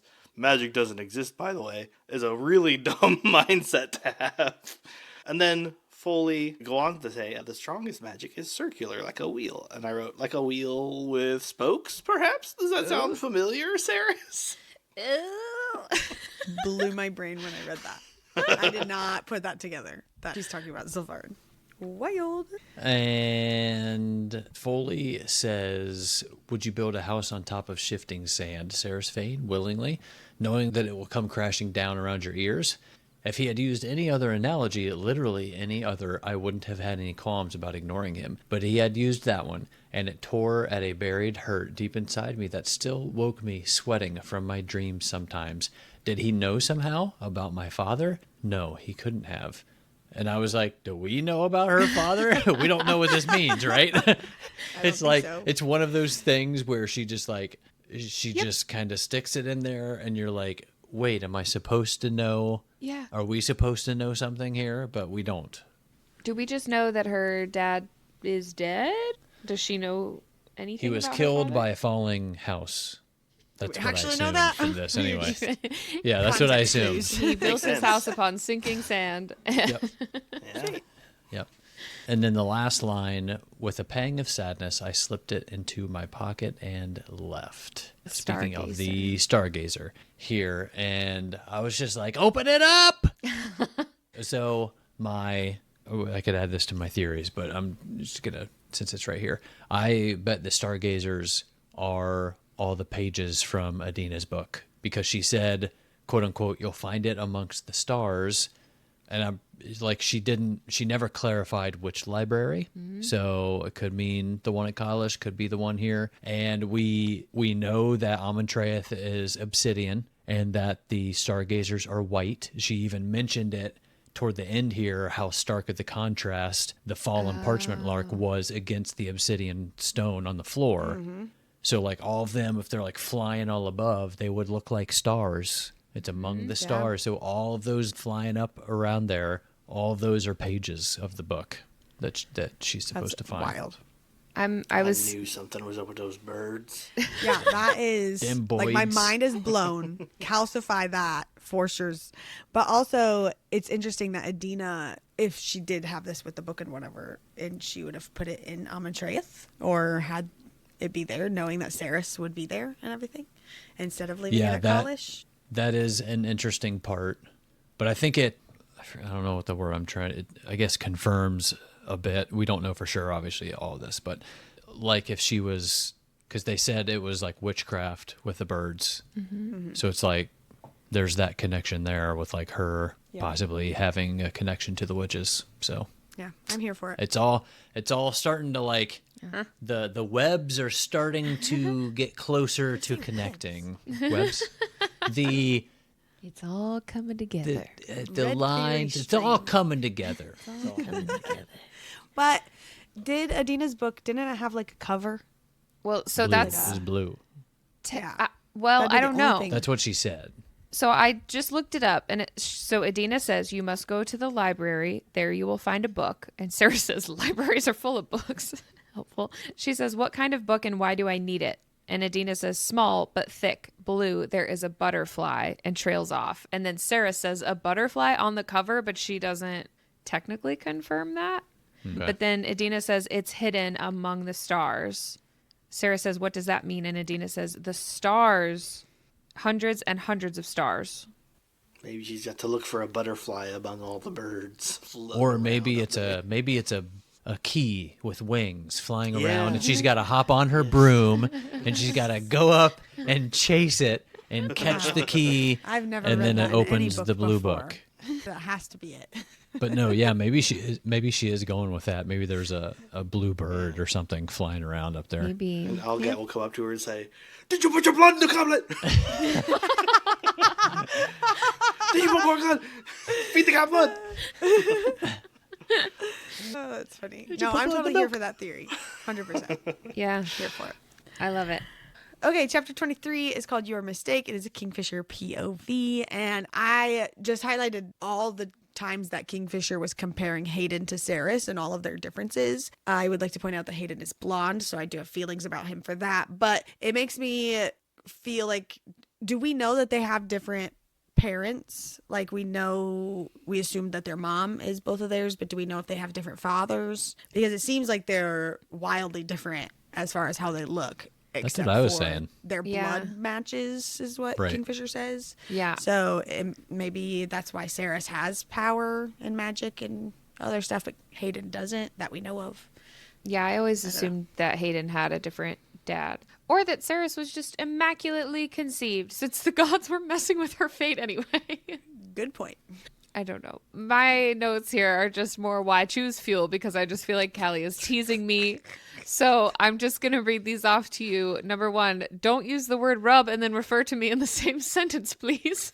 I just thought this was cute. But there was no sharpness to the retort. Like the fine sand that constantly battered the city's walls, Carrion Swift was slowly wearing me down. Oh, please, the smuggler drawled, you are not my... And then he gets cut off, and Kingfisher says, you were about to lie and say I'm not your type. And Carrion says, I wasn't lying. I prefer my women and my men a whole lot prettier than you. And then later on, I just put this in here because Kingfisher says, fuck me, Carrion. And I wrote, well, this escalated quickly. Oh my god. This was out of context. Context is important. Yes, thank you. Okay. I highlighted this because their banter is cute to me, but I guess It that is could be the cute. beginning of a relationship. So I know, it's just funny because they're talking about his type, and Kingfisher's like, you were about to lie. I'm like, buddy, said he's wearing you down. I don't know. Anyway, this is Hayden thinking that Saris is dead, and he's, he recognizes Kingfisher from the flyer, and he's saying that, this is the guy that killed Saris, but he says they dragged her body through the third. They showed everyone what you did, and he even mentions and gets choked up when saying that there were like children there as well. Mm-hmm. I was reading through this, and I was like, oh, Madra's playing dirty. Like, she's getting into the politics of it all, like just putting out the flyers and making up all these lies and all this stuff. well, and I think he says, like, who better to make the villain than the person who said they would hunt you in your sleep and kill you, or whatever he said. Yep. But also, Hayden even says that he never actually saw this dead body or any of it. It's just more drawings. So maybe Madra didn't even do it. Maybe she's just having her artist whip something up. Her graphic designer is just doing all the work right now. Boy, he is. He is working overtime. He knows the content. He knows the audience. I don't know if you're saying when Kingfisher was looking at his own wanted poster, he says, crudely sketched, my eyes a little too small, my nose a little too sharp, but I just put the image of Flynn Rider saying, oh, they can never get my nose right. Yeah, that's good. That's exactly what's happening. Oh, it's really good. And then under his picture in the wanted poster, he is titled The Butcher of Zilvarin. And then that's where he says, who better for Madra to paint the villain than the male that promised to step out of the shadows and murder her in her sleep. But it's kind of an epic title. The Butcher of Zilvarin. Yeah.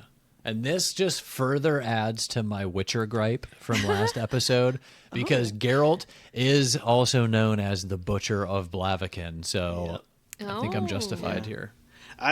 Kingfisher himself gripes about it because he's known already as the butcher of a different area. I can't remember when, but he was like, I can only be the butcher of so many places. These guys need to get more creative, which I thought was pretty good. Well, and I don't think he's killed. I mean, maybe he's killed people, I guess, when he was coming out of the Quicksilver. And it's like, I don't think he's killed anybody this time around, but I guess he did. Yeah, crazy that he's already called the butcher for having killed no one yet. I know, but it's Madra, so who knows? Yeah. And then Carrion saying exactly what Kingfisher did to Sarah when she first arrived to Hayden, sort of explaining how her journeys went, where Kingfisher tricked her into a deal, all the stuff that Kingfisher did to her, and Kingfisher gets upset about it. And I was like, well, Carrion's right, though. Like, you told him to tell the story. And, like, frankly, I'm glad to see a leader who doesn't let OSHA violations slide. This guy's going to be on our side. Yeah. That's funny. That's funny. And then he watches Carrion's jaw set. Drinky drinkies. Oh, I'm out of water. There has been said a lot of jaw drink. clenches tonight. Carrion's making me thirsty. Ain't that the truth? You should tell that story of what you texted me with John in the parking spot. That was really Yeah, funny. yesterday we were in the car and John he realized that he had passed by an open parking spot and he like just jokingly was like, an idiot. And I was like, hey, don't talk about my husband like that. And he said, I wasn't talking about Carrion. It's so good. But I had to pause this chapter when Carrion said Gracia is dead, because that was like the end of the section and they were going to go, like, it seemed, like they were going to go to her funeral or to say goodbye or whatever, because I was at work and this line made my heart sink and I was so sad and I was like worried I was going to cry and I didn't want to cry at work. So then I started listening to this chapter later with John in the car, and when we got to this part, he was like, who's that? And then he said, oh, I thought she was already dead. Same, honestly. I was like, God. this moment had nearly zero effect on me because I thought she was already gone. I was like, I thought I was going to cry. I read it and I was like, was it? I thought she already was. She already did it. Oh, this is probably the reason I didn't cry in this chapter, because it still almost got me, but we'll get there.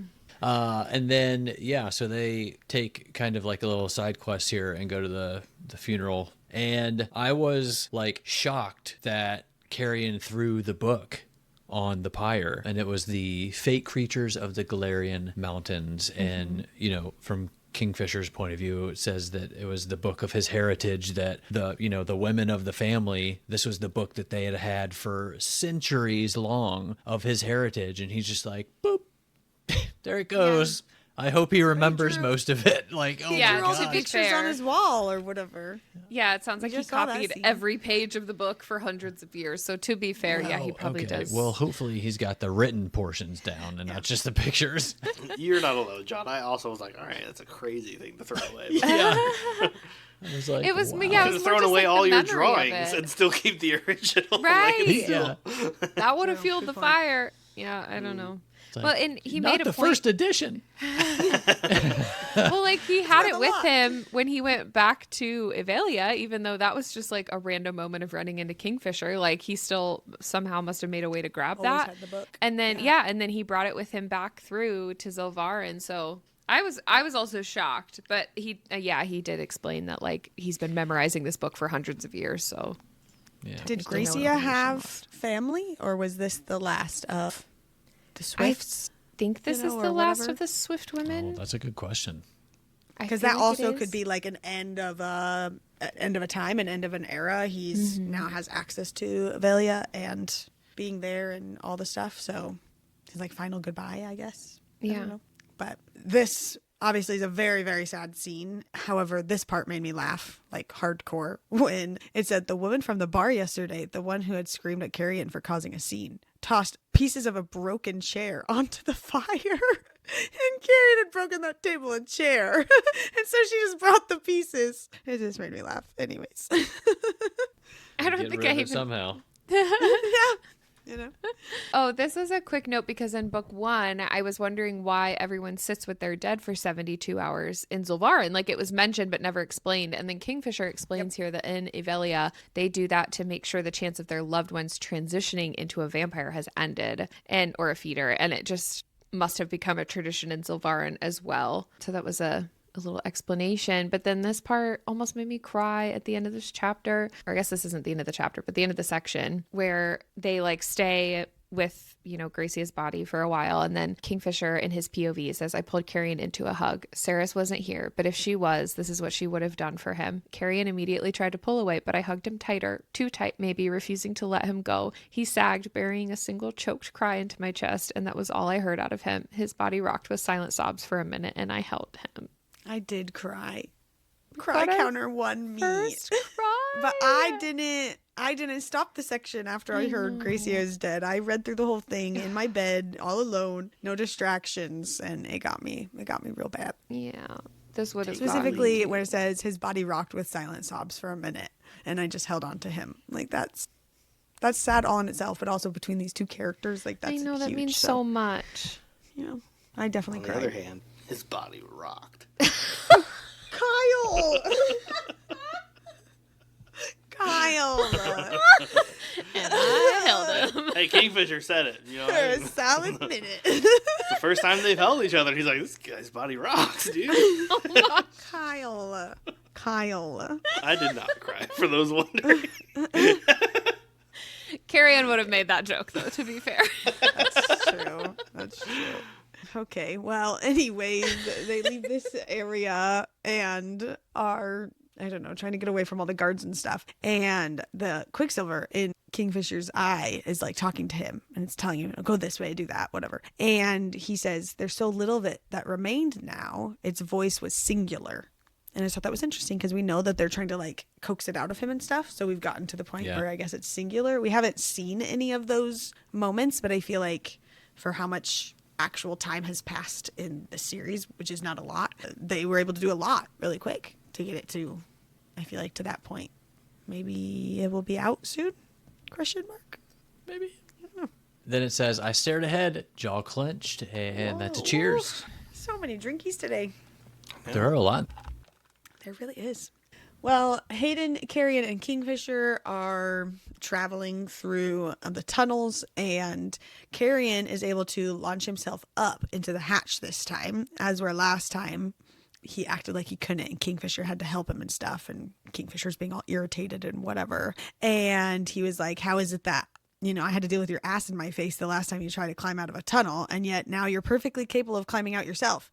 And it says, the look Carrion gave me spoke volumes. And Carrion says, it's very simple, Fisher. If you treat me like I'm a court jester, I'll be the court jester. If I'm the laughingstock or the drunk or the idiot, then you're not going to think about who I really am, are you? I survived for over 1,000 years. Do you really think I'd have been able to do all of that if I couldn't pull myself out of a fucking hole? If at any point you underestimate me, ... he smirked, then I'd say that was your mistake rather than mine, wouldn't you? And I was like, okay, Carrion, tell him, like, go off. But also, I know, but like, he's literally tricked all of us for the entire book of Quicksilver. And then we get here and we're like, aha, Carrion. Like, no, like he's still playing that role hardcore. And it's not just tricking us as the readers, but also obviously all the characters in the book. And like, we keep saying like, he knows something, but like he probably knows everything and he's just letting everyone think it. So it makes me wonder too, like when he was late to that little family dinner and she was like trying to cover for him because he was in the baths with ladies. Was he? Or do they just assume that's what he's doing? Was he off doing something else? Like there are so many times that we are told, he was probably off doing something, but like we don't actually know anything that he's been up to or whatever. Like I don't know. I got my eyes on you, Carrion Swift. High alert. I would say, he's definitely tricked the other characters, but you say he tricked the readers. But this whole time, you guys especially have been saying, like, oh, there's something more to him. So, like, I don't think he's tricked you. Not until the reveal at end of Quicksilver. I don't think I ever thought that. Really? Okay. In Quicksilver, maybe other than being like, why has he got this plant? Like, maybe the plant is important. Like, it's like everything else is just like, okay, Carrion, you silly. Like, so, I don't know. And then we find out when they come out of the tunnels and they start to see more of the flyers around the third, and Carrion's face is added on to the flyers, but there's also a reward, a year's supply of water for the household. That's what Madra was promising to the person who came forward with information that led to our capture. And I was like, Oh, damn. It's like this changes things. Definitely getting on everybody's radar here. Yeah. I had two thoughts for this. Like, first of all, what's Madra's definition of a year's supply going to be? Is it just Great like a cup a question. day? Because like I Yeah. think in some places good just like point. 3 ounces. Mm-hmm. Or is she going to pull some trick where it's like, yeah, you get a year's supply over the course of the next 10 years, and it's like not very much at all. But if it is her giving you a year's supply and it's all regulated through yourself, or maybe it's just like a huge thing in your house, you are dead. People will kill you knowing that you have that much That clean is a water. good So regardless, it's probably not going to end well if you even got this reward. Yeah, that's true. True. Or she'll come up with a Yep. way to kill you. Yeah. Right, yeah. Or she'll be like, lifetime supply? Have a drink. Kill him. That was a lifetime. Life's over. But everyone's reading this like flyer and everything, and they're all talking about, I don't know, we get like this little back and forth between all the townspeople, and one of them says it's a joke. She rants and raves about make-believe every even light, the Fae this, magic that. She's really convinced herself it's all real, though. She's lost touch with reality. And I, first of all, just the fact that, you know, people straight up just don't believe her and think she's crazy and wild and whatever else on top of just being a horrible queen. But I just think it's interesting that on Even Light specifically, Madra gets in front of everyone to talk about the Fae and magic or something. Like, Well, they have the stage set up and it's covered in flowers, and she gives everyone a gift every year on Even Light. interesting. And it's like it's always a surprise. Like nobody knows what the gift is going to be. And it's apparently it's weird that this year the stage is covered in flowers, but she does. There is some sort of celebration. We just have no idea what it is. She. Well, could and be there's dead playing- bodies on it right now too, right? We get that from, Yes. Oh, We're next to it. yeah. she could be playing the same card as what Carrion just described, where it's like, if everyone in her city thinks she's some crazy whatever queen, she'll play the part of a crazy queen, and they'll think like, oh, she's just crazy. Like everything she says is ignore it, or like point. just follow her rules or she kills you. Like it's the only way to live. But it seems like Even Light is a like magical thing, right? Yeah. I don't know what it is. Right. I highlighted earlier or later in the next chapter what Eris describes Even Light is when she's like in the Right. forge or whatever. And I have that in our notes here in a second. But that's obviously different than whatever they're talking about in Sylvarin with this. Yeah, and I think event. the only time it's been mentioned in Zilvarin was, didn't they say that there was Even Light in those like tunnels leading to where Joshin was? Yes. But that's like not something anybody knew about, and obviously the Fae person, thing. yeah, obviously there was magic involved with sealing him there. But I think that was the only time it was ever mentioned in Zilvarin, other than the celebration. But in Avelia, it is like a regular thing that's everywhere. So I don't know. interesting. And then my last note here for this section is just that they were on their way to Carrion's second apartment that we've seen in this time, but the guards were all outside of it already, like concealed deep in the alleyway opposite of Carrion's apartment. So do the guards and or Madra know that Carrion has an apartment here as well as somewhere else, ? And maybe those are in different wards? Or, you know, that he has multiple, and do they just let that happen? Does Madra know who Carrion is because she's been around just as long as Carrion has? It has to I know don't the know. name. I just thought that at was least. interesting that they were at his second Yeah. apartment specifically. But Yeah. Well, she could have had guards posted wherever, like any of his frequent spots, but then maybe Yeah, if that's he true. had been sighted, because their Kingfisher does stick out, so maybe they'd been sighted somewhere yeah, nearby. Maybe if she knew he was there, but he was always there, it was like, well, he's not a threat. He's just some slumlord. But now that he's been gone for a while, and she probably can know where he's been, and then hears that he's back, yeah, she would be like, oh yeah, we should probably kill him, just like the other wanted posters or whatever. Well, they make it to the square as they're running, and Fisher feels the well of his magic is different. It's much, much larger than he initially anticipated. And it says, when I drew on my power and set it free, I didn't make shadows, I made knives. The blades weren't made of metal, they were magic itself. Corporeal, shimmering magic. Sorry, this was when the Guardians were all coming into the square. This is before. And I just thought that was sick, because we've only seen it in some kind of like shadow form. Yeah. So the fact that he was able to just make something different with it, it's just something we've never seen before. And that they weren't like solid, that they were just magic itself in the shape of daggers was pretty sweet. So cool. And then when he goes big, my magic slammed out of me in a tide of glittering black sand and shadow so overwhelming that it swallowed the street we were standing in, and then the ward, and then the entire city. My magic encompassed all Zilvarin. For the first time in history, the shining banner in the north fell into darkness. And we were listening to the audiobook of this in the car, and we were just both like, Jaws on the floor. Yes. We're like, what just happened? And that's, yeah. That's where we leave them. Yeah, and then I wrote, I guess they do need even light in Zilvarin now because the sun's got blocked out. Mm-hmm. Yep. I wrote that I believe it's because, like he fully said, a circle is the strongest magic, and he's literally in the middle of a big spell circle shaped city. Yeah. Yep. Yeah, I totally am here for that. I think that makes complete sense. And I wonder if Balin Mithin, if he does see them again, if they'll have comments on the fact that their city was put into darkness or something. Like, rude of you to block out our know. light, How dare Kingfisher. We've been lighting it for so long.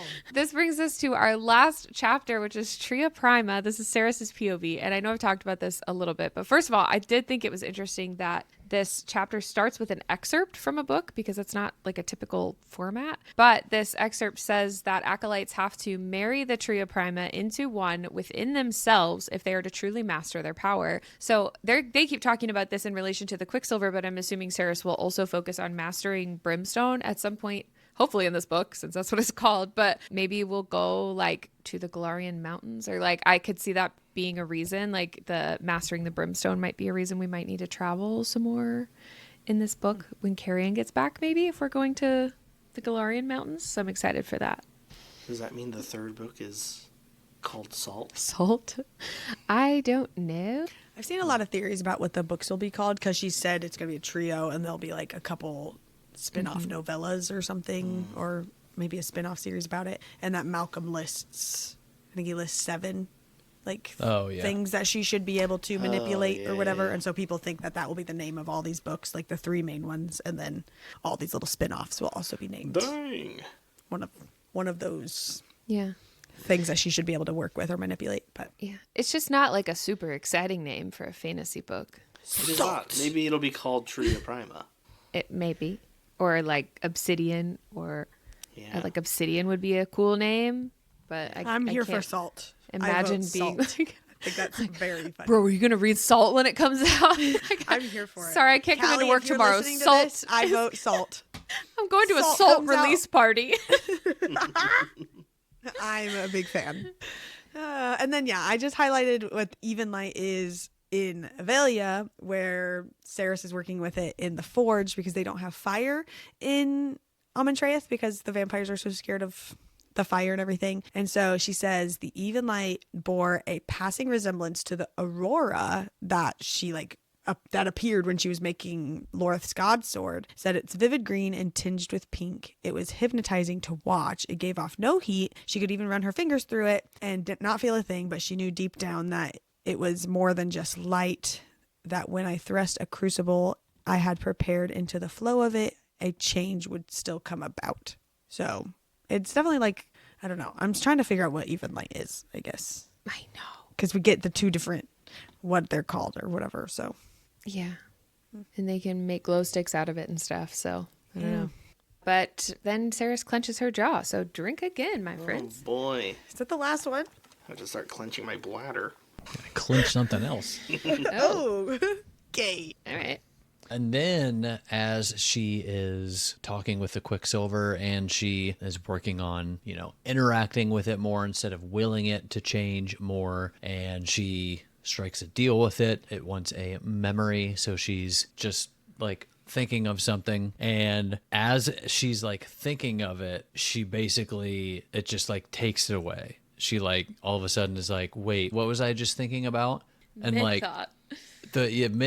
mid thought, the way that it was just written was just like so cool to me. I thought that was crazy. Yeah, it made me think that the conversation, because it's like a memory with Hayden that she's having a conversation, and it makes me wonder if that's going to come into play since it was like not actually told us what it was. It Yeah. it kind of leaves that like a cliffhanger as to what was the memory compared to the first memory it almost took. We got the full description of and like knew exactly what it was. So it just made this one seem different, which made it seem more important. I don't know how that would play out, because like taking the memory, yes, took it from her, she doesn't have it, but when the other one took the song, no one remembered the song, not just true. So I don't know if it would be something that like everyone would not remember that memory, or if it's just her POV of it. That's true. I feel It like would it's just make her for- memory. It's her POV of that memory. Yeah. It would make for like a funny classic sibling fight later, though, when he's like, That yeah, never you told me this the one time at the Mirage. And she'd be like, no, I didn't. Yeah, you did. I sent the letter. No, I never got the letters. I sent the letter. It's just that again. Ooh. I mean, I don't know. But the way that John and I were still listening to this together at this point, and the way our jaws dropped even further when the Hazrax started speaking too.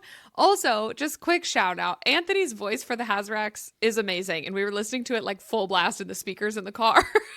It's so good. I'll have to listen to it. I've not done any of the audiobooks so far. You Oh, haven't? really? I thought you were.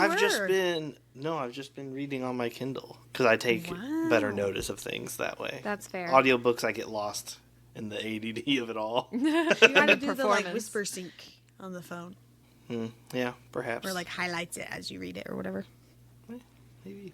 I'll at least listen to his voice for this character. It for was sure. cool. Yeah. And that's who my next notes are on, what the Hazards was saying. He said, I am an observer, a collector of information. It is my duty to read books, and I have read that book many times. And I just wrote, how to quote from Lauren about Twilight get in this book. It is my Except- duty. Other than that, I just had a breaking news update, because we got some updated info. Total infected, landmass infected. I wanted to let everyone know the total infected landmass up to 8,162 hectares, or roughly 31.5 square miles, which is just shy of St. Thomas, a popular island destination in the Caribbean. Oh. A whole island. It was significantly bigger than just, a town in California. Also just shy of Bentonville, Arkansas, which is sort of near us, so I get how big that is. The Coventry, the whole area of Coventry for our UK listeners. If you know how big your area is, that's how big it is, right? Crazy. That's pretty big. Well, it's That's crazy. wild. It almost quadrupled since last episode. Right, yeah. Yeah. And I'm wondering if next time we'll see it quadruples again, or if it's going to have some other Yowza. upward slope. It's been like a day since the Yeah, last update. we'll keep you updated. It's a lot.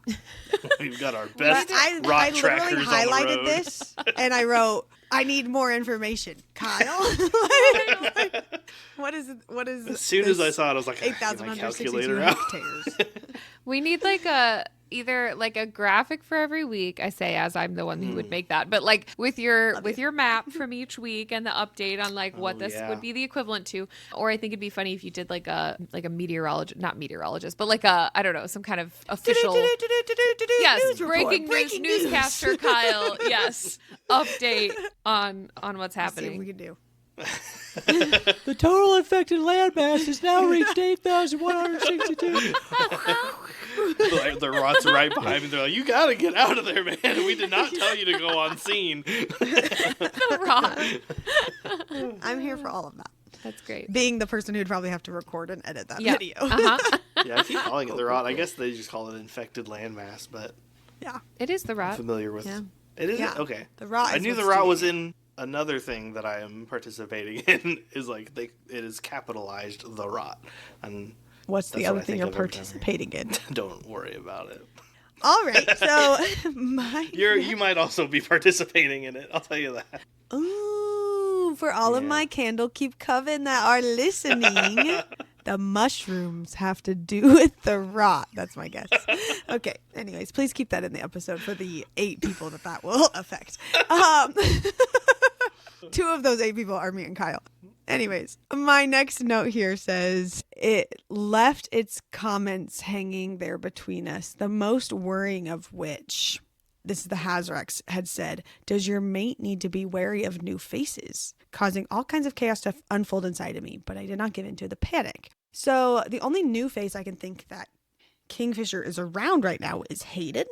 Is that the new face that Kingfisher needs to be worried about? Or is it talking about just like potentially in general for the rest of the book? Obviously he's in Zilvara and there's a lot of new faces, but he's only like grouped up, I guess, with the new face that is Hayden. I mean, I don't know about Hayden. He's not really proved himself yet, so that... Well, that's what it says. Does he need to be wary of new faces? That could be. Like, even just Hayden doing something stupid and then getting Carrie in, or Kingfisher roped into like getting him out of some dumb situation. Like, it could be all sorts of things. But he's blonde. So I know. That's just me speculating it's Hayden. So I don't know. Yeah, I don't know. That could be. Oh, I just threw in one of the Hazarax's quotes here because I do think John is onto something about the Hazarax being a god of some kind. The Hazarax says, I do not know something. I know everything, Saris Fane, but it is not my part to reveal truths that must be discovered. And then later he says, mine is the power to put out a sun, perhaps, the power to ... untether gravity.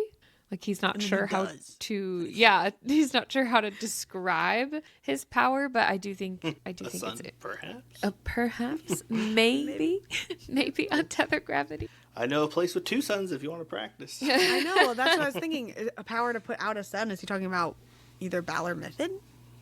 Like, exactly. Put out like the power there. That'd be interesting. It is interesting. I also had this highlighted, but I was speculating that maybe it was one of the demons that we know Kingfisher's like prepared to fight, because he does kind of talk in similar ways, because even Joshin was saying I am a god and whatever, and also making deals, and we see the Hazarax making a deal right now, so there's some of those similarities, because he says like, as for what I am, who knows anymore? This body is just a vessel. My mind is very old. It can be in many places at once. I see through the eyes of others from time to time. These are very useful skills to have. So it's clearly got some wild powers that it's able to do. But then we literally just saw Joshin turn into like a bajillion scorpions and be able to also then become one person. So is the Hazarax able to... It's a bunch of tiny aliens in a trench coat, you guys. That's what it is. Yeah, so I don't know. Only because we've seen some of the demons so far, it makes me lean towards that compared to some of the gods, and the only gods that we know of are on a journey other than Balmuthan and Zareth, or Zareth. I don't know. I didn't even see that we had written the same note, but that was my next note. Oh. Totally different context, though, where he says, I do not know something, I know everything, Saris Fane, but it is not my part to reveal truths that must be discovered. And I just put, it's me helping Emma with her math homework. I feel like I told her that same thing. She was like, what's this answer? I was like, well, I know, but I can't just tell you. Gotta figure it out. Oh, that's funny. And then I just want to know, why does the Hazarax leave the Hall of Tears specifically to find her here, specifically to make this deal? And he says, I must remain, Saris. There must be a deal. So why must there be a deal? Why must it stay? Why must he remain? Because he is the god and Zareth banned him to this location, and if he leaves, he dies. Yeah. He's Howie Mandel. There has to be a deal at the end of the episode. So deal or no deal? He lifts up this little glass box for Sarah. Call the banker. But they do. I don't have an actual answer to why he must stay, but they do strike the deal, which is 1 favor a year in exchange for permission to stay and observe. But she also wants the ability or the opportunity to renew the bargain each year, because she doesn't want to be locked in. So first of all, shout out to Saris for really finally understanding these bargain things and not just accepting the first thing that was given to her and whatever. But I don't know, I felt like that was worth highlighting, because I would assume we're coming back to the Hazarax for something, if anything, even just this favor to be granted. So yeah, and then Saris's power starts flaring yet again, and she's worried she's about to destroy all of Amentraeth and herself. And the last line says, panic merged my scattered thoughts into one urgent command: run. And I said, well, this is a rude stopping point. Amazing work, Julie. Thank you so much. Yeah, I respect it completely, but rude. I do. It's a double cliffhanger. Yeah, they got us good. The moms. It's pretty amazing. Yeah. So. Yeah. And that takes us into our thoughts, characters, world building, favorite things, writing, etc. Lauren. Ugh, guys, there is so much happening. And I feel like I finished this section and my brain was finally like onto something. Like instead of just reading and being super confused, like I don't know. I feel like some things are getting connected, like John was talking about earlier. All the things are coming together. I am living for Carrion's character development. Just any scrap of information I can get about him and just like how much growth I feel like he's already had, but also like how much depth that we're getting to see from him. I'm just here for all of it. And I hope we get to see more of who he truly is, not just this mask that he clearly puts up in front of everyone. I am super excited / nervous that they are with Hayden now, because I hope that he's just going to be some fun side character and not an issue. But from the one experience we've had with him so far, he caused a major issue for Ceres, I don't necessarily foresee that happening. And then I really want them to see Elroy too. I don't want us to forget about Elroy somewhere in Zilfarin. Yeah. And then, I don't know. I just love how many theories I have coming out of the section, which I'll get to talk about next. And my mind is just spinning. I'm very, very happy after this section. Kyle? Yeah, I know you guys are, or at least some of you are, but I'm not sold on Tal being a bad guy on purpose. Okay. And I emphasize that because it still feels like he's not really fully like doing his own thing. Yeah. We've not really seen much of him, first of all, but I feel like he is not acting like someone who's completely unbound and it's just like, oh, I'm free, I can do whatever I want. He just sort of almost went back to normalcy, but I don't know. I'm not completely sold on it yet. Maybe he and the Blood Court are still adjusting to the regime change, but I feel like a place that's so familiar with death, I don't think would take long to do so, even with like a long reign. I mean, because if you think about it, a couple days later, they were just like, well, you killed him, so you're queen, like business as usual. I'm also not completely sold on the capture method of Josh the Scorpion. Like I said, he's just going to move to a display case in a museum or something, or have someone else kill him instead, like find some loophole where it's like, well, I said I wouldn't kill you, but someone else can. I don't know. I'm still super conflicted by being annoyed that there was dream sex, but excited for the opportunity of Dreamoji Erotica. So I'm still fighting that internal struggle. I'm only at a slightly higher redemption level after this chapter section. Still unsure about Tal. I feel like Foley may play a role in exposing him for who he really is at some point, since he's clearly been interacting with him in some capacity, like literally. And I think it sounds like he's the only person that he's been interacting with pretty much the entire time that he's been there. The meeting with the Hazarax was very interesting. Still think that he could definitely be on, a god level, possibly demon. Although it was cool, I'm still like a little bit confused about Fisher's magic in Zilvarin. Like, it doesn't seem like anything changed, but then all of a sudden he had like a well of power at his disposal. I know we talked about like the circle that is Zilvarin in the city, so that makes a little bit more sense. But yeah, we just continue to add on tidbits of information in hopes that everything will matter and lock in at a future date, and that's all we can hope for, True. Well, to no one's surprise, I am so obsessed with Carrion and falling even more in love with him and Kingfisher with all these little moments between them. I love seeing Carrion open up to Kingfisher and having Kingfisher respond with understanding and kindness. However, Callie has a lot of work to do if she's going to convince me that Danya is good enough for my boy Carrion. I'm still not buying it. She's got her work cut out for her. However, I appreciate that some of these things, like everyone else is saying, are starting to connect already, because I do feel a little more grounded in the story after this section, and I am so excited for the next one. Well, let's get into our theories then for what is to come. John?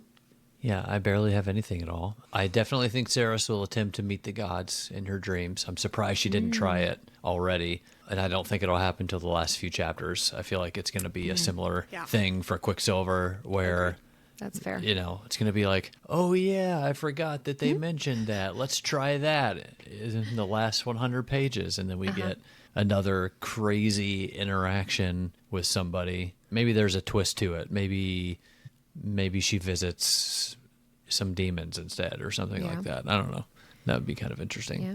That's pretty much all I got for like theories. Well, and your Stargazer one about the book. Yeah, I guess that's a pretty big theory. One. I feel like all the Stargazers are the actual book that Adina wants her to find. Yeah. And she'll have that one in her pocket for The rest of the like book. another 100 pages before she's like, I don't know, she like forgets it's there, and then one day she's like, oh yeah, and then it's like some page that she's able to read about Alchemira and whatever, and she's like, oh my gosh, I wonder what another stargazer has on its page, and then we're Goes like, through oh the my laundry god, and it's kind of smudged. Like, yeah, oh crap, I She should've opens washed it and it's like, and I knew I that's should've how you checked my solve pockets. the rot. yeah. Dang. She's like, I got the wrong page. Yeah, I was telling Connor, it's like, yeah, it's gonna happen to be the exact page that she needs, and that's the one that decided to like mess with her, and that's the one she grabbed anyway. It's just a bunch of pages of Adina talking about how hot Finran was and how they were together. It's just a And she's diary like, entry "Oh, from geez, I don't need to know this. We talked about what we think the Stargazers are, but what do we think that Stargazer was trying to get Ceres to do? Like, was Yeah, it trying that to was super keep her in interesting. the library to have her specifically go towards the other Stargazers? Was she trying to keep her with Foley? Was she trying to get her to run away faster? Like, So I don't know. At first, when it said that it like nicked her, and I think it said it like drew blood, right? Yeah. I was like, oh no, like somebody sent something to like get some of her blood, and now this little stargazer can fly off with some of the Oh, like how it was with hair. some of or her whatever. blood or whatever. Yeah, but yeah, I feel like it was definitely trying to tell her something, or maybe it was trying to get her to like get it and open it. I don't know. Maybe the blood was like confirming that it was her, since that's who they were meant for. But I don't know. Yeah. It nicked her twice. I mean, Yeah. maybe the way to cut her get cheek. get her attention, obviously, is to basically give her a paper cut. But I don't know. I feel what I would like do. the Stargazers are doing what I want to do, where it's just like, Ceres, you literally had somebody who is dead come alive to tell you to find this book, and yet you just Yeah. completely forgot about it and not put it as your main priority. Like, what Yep. are you doing? And then they're trying to get her attention. But Yeah. especially if And it I really guess- is Adina's book. Like, it Yeah. makes sense for the urgency there.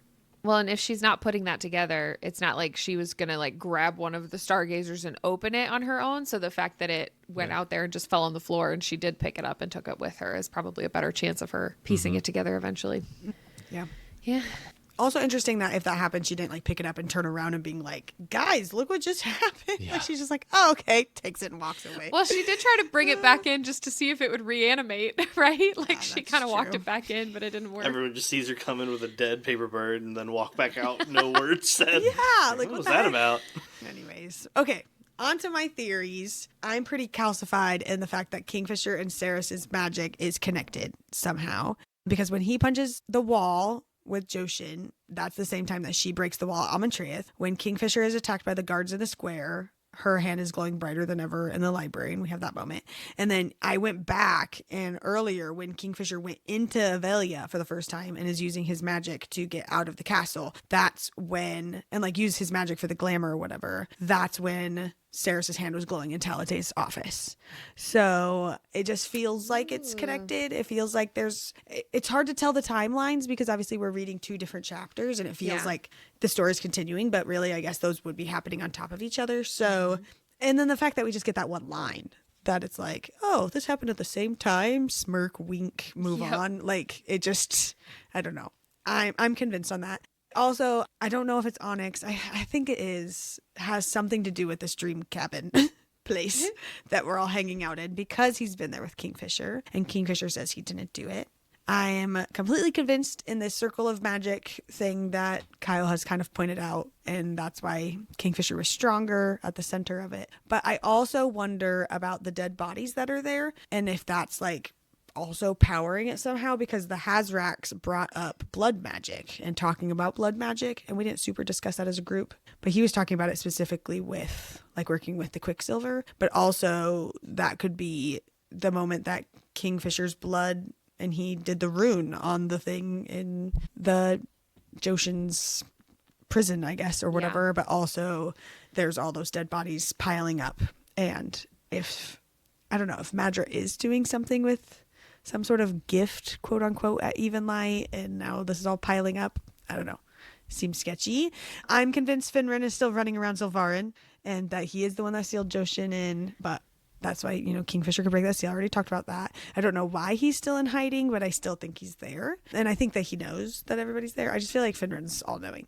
I think that Foley is the cat. I'm convinced by that, and that's how he drinks the blood. I also think Hazrax is a demon, but I don't know which one, and I bet we'll figure it out or something. And then I think that Ceres will sleep in the dream cabin and meet with the gods again.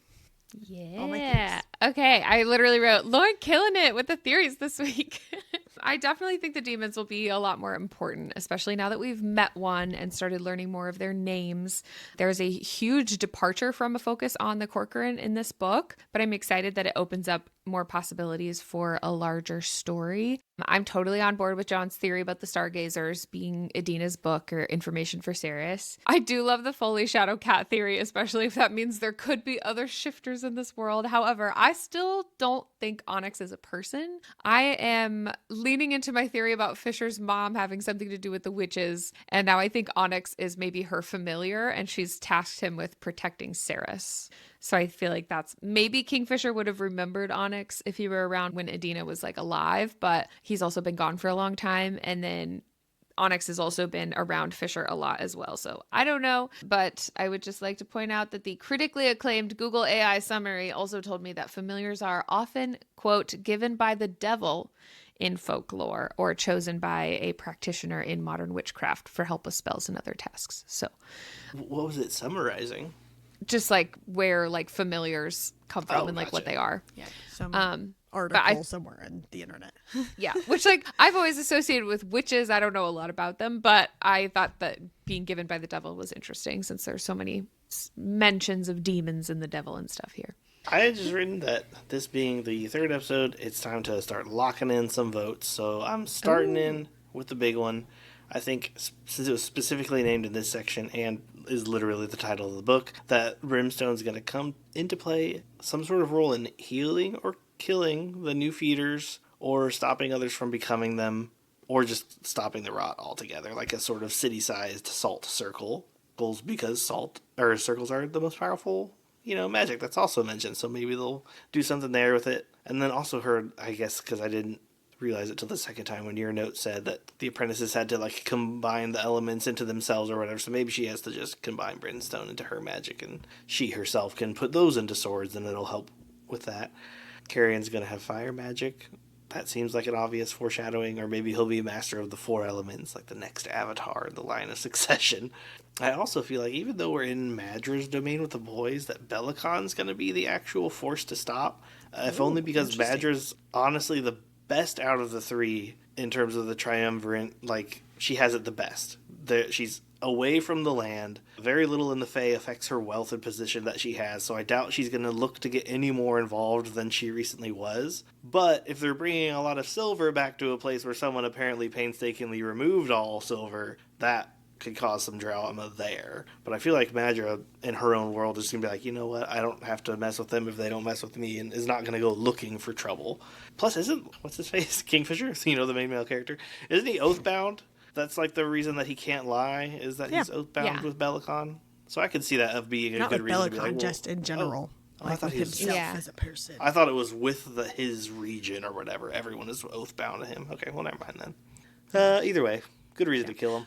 But also, Belicon has issues with the witches, and so if there is stuff with the witches, True, it makes so sense. more involvement there. He would be involved in that. So. Yeah.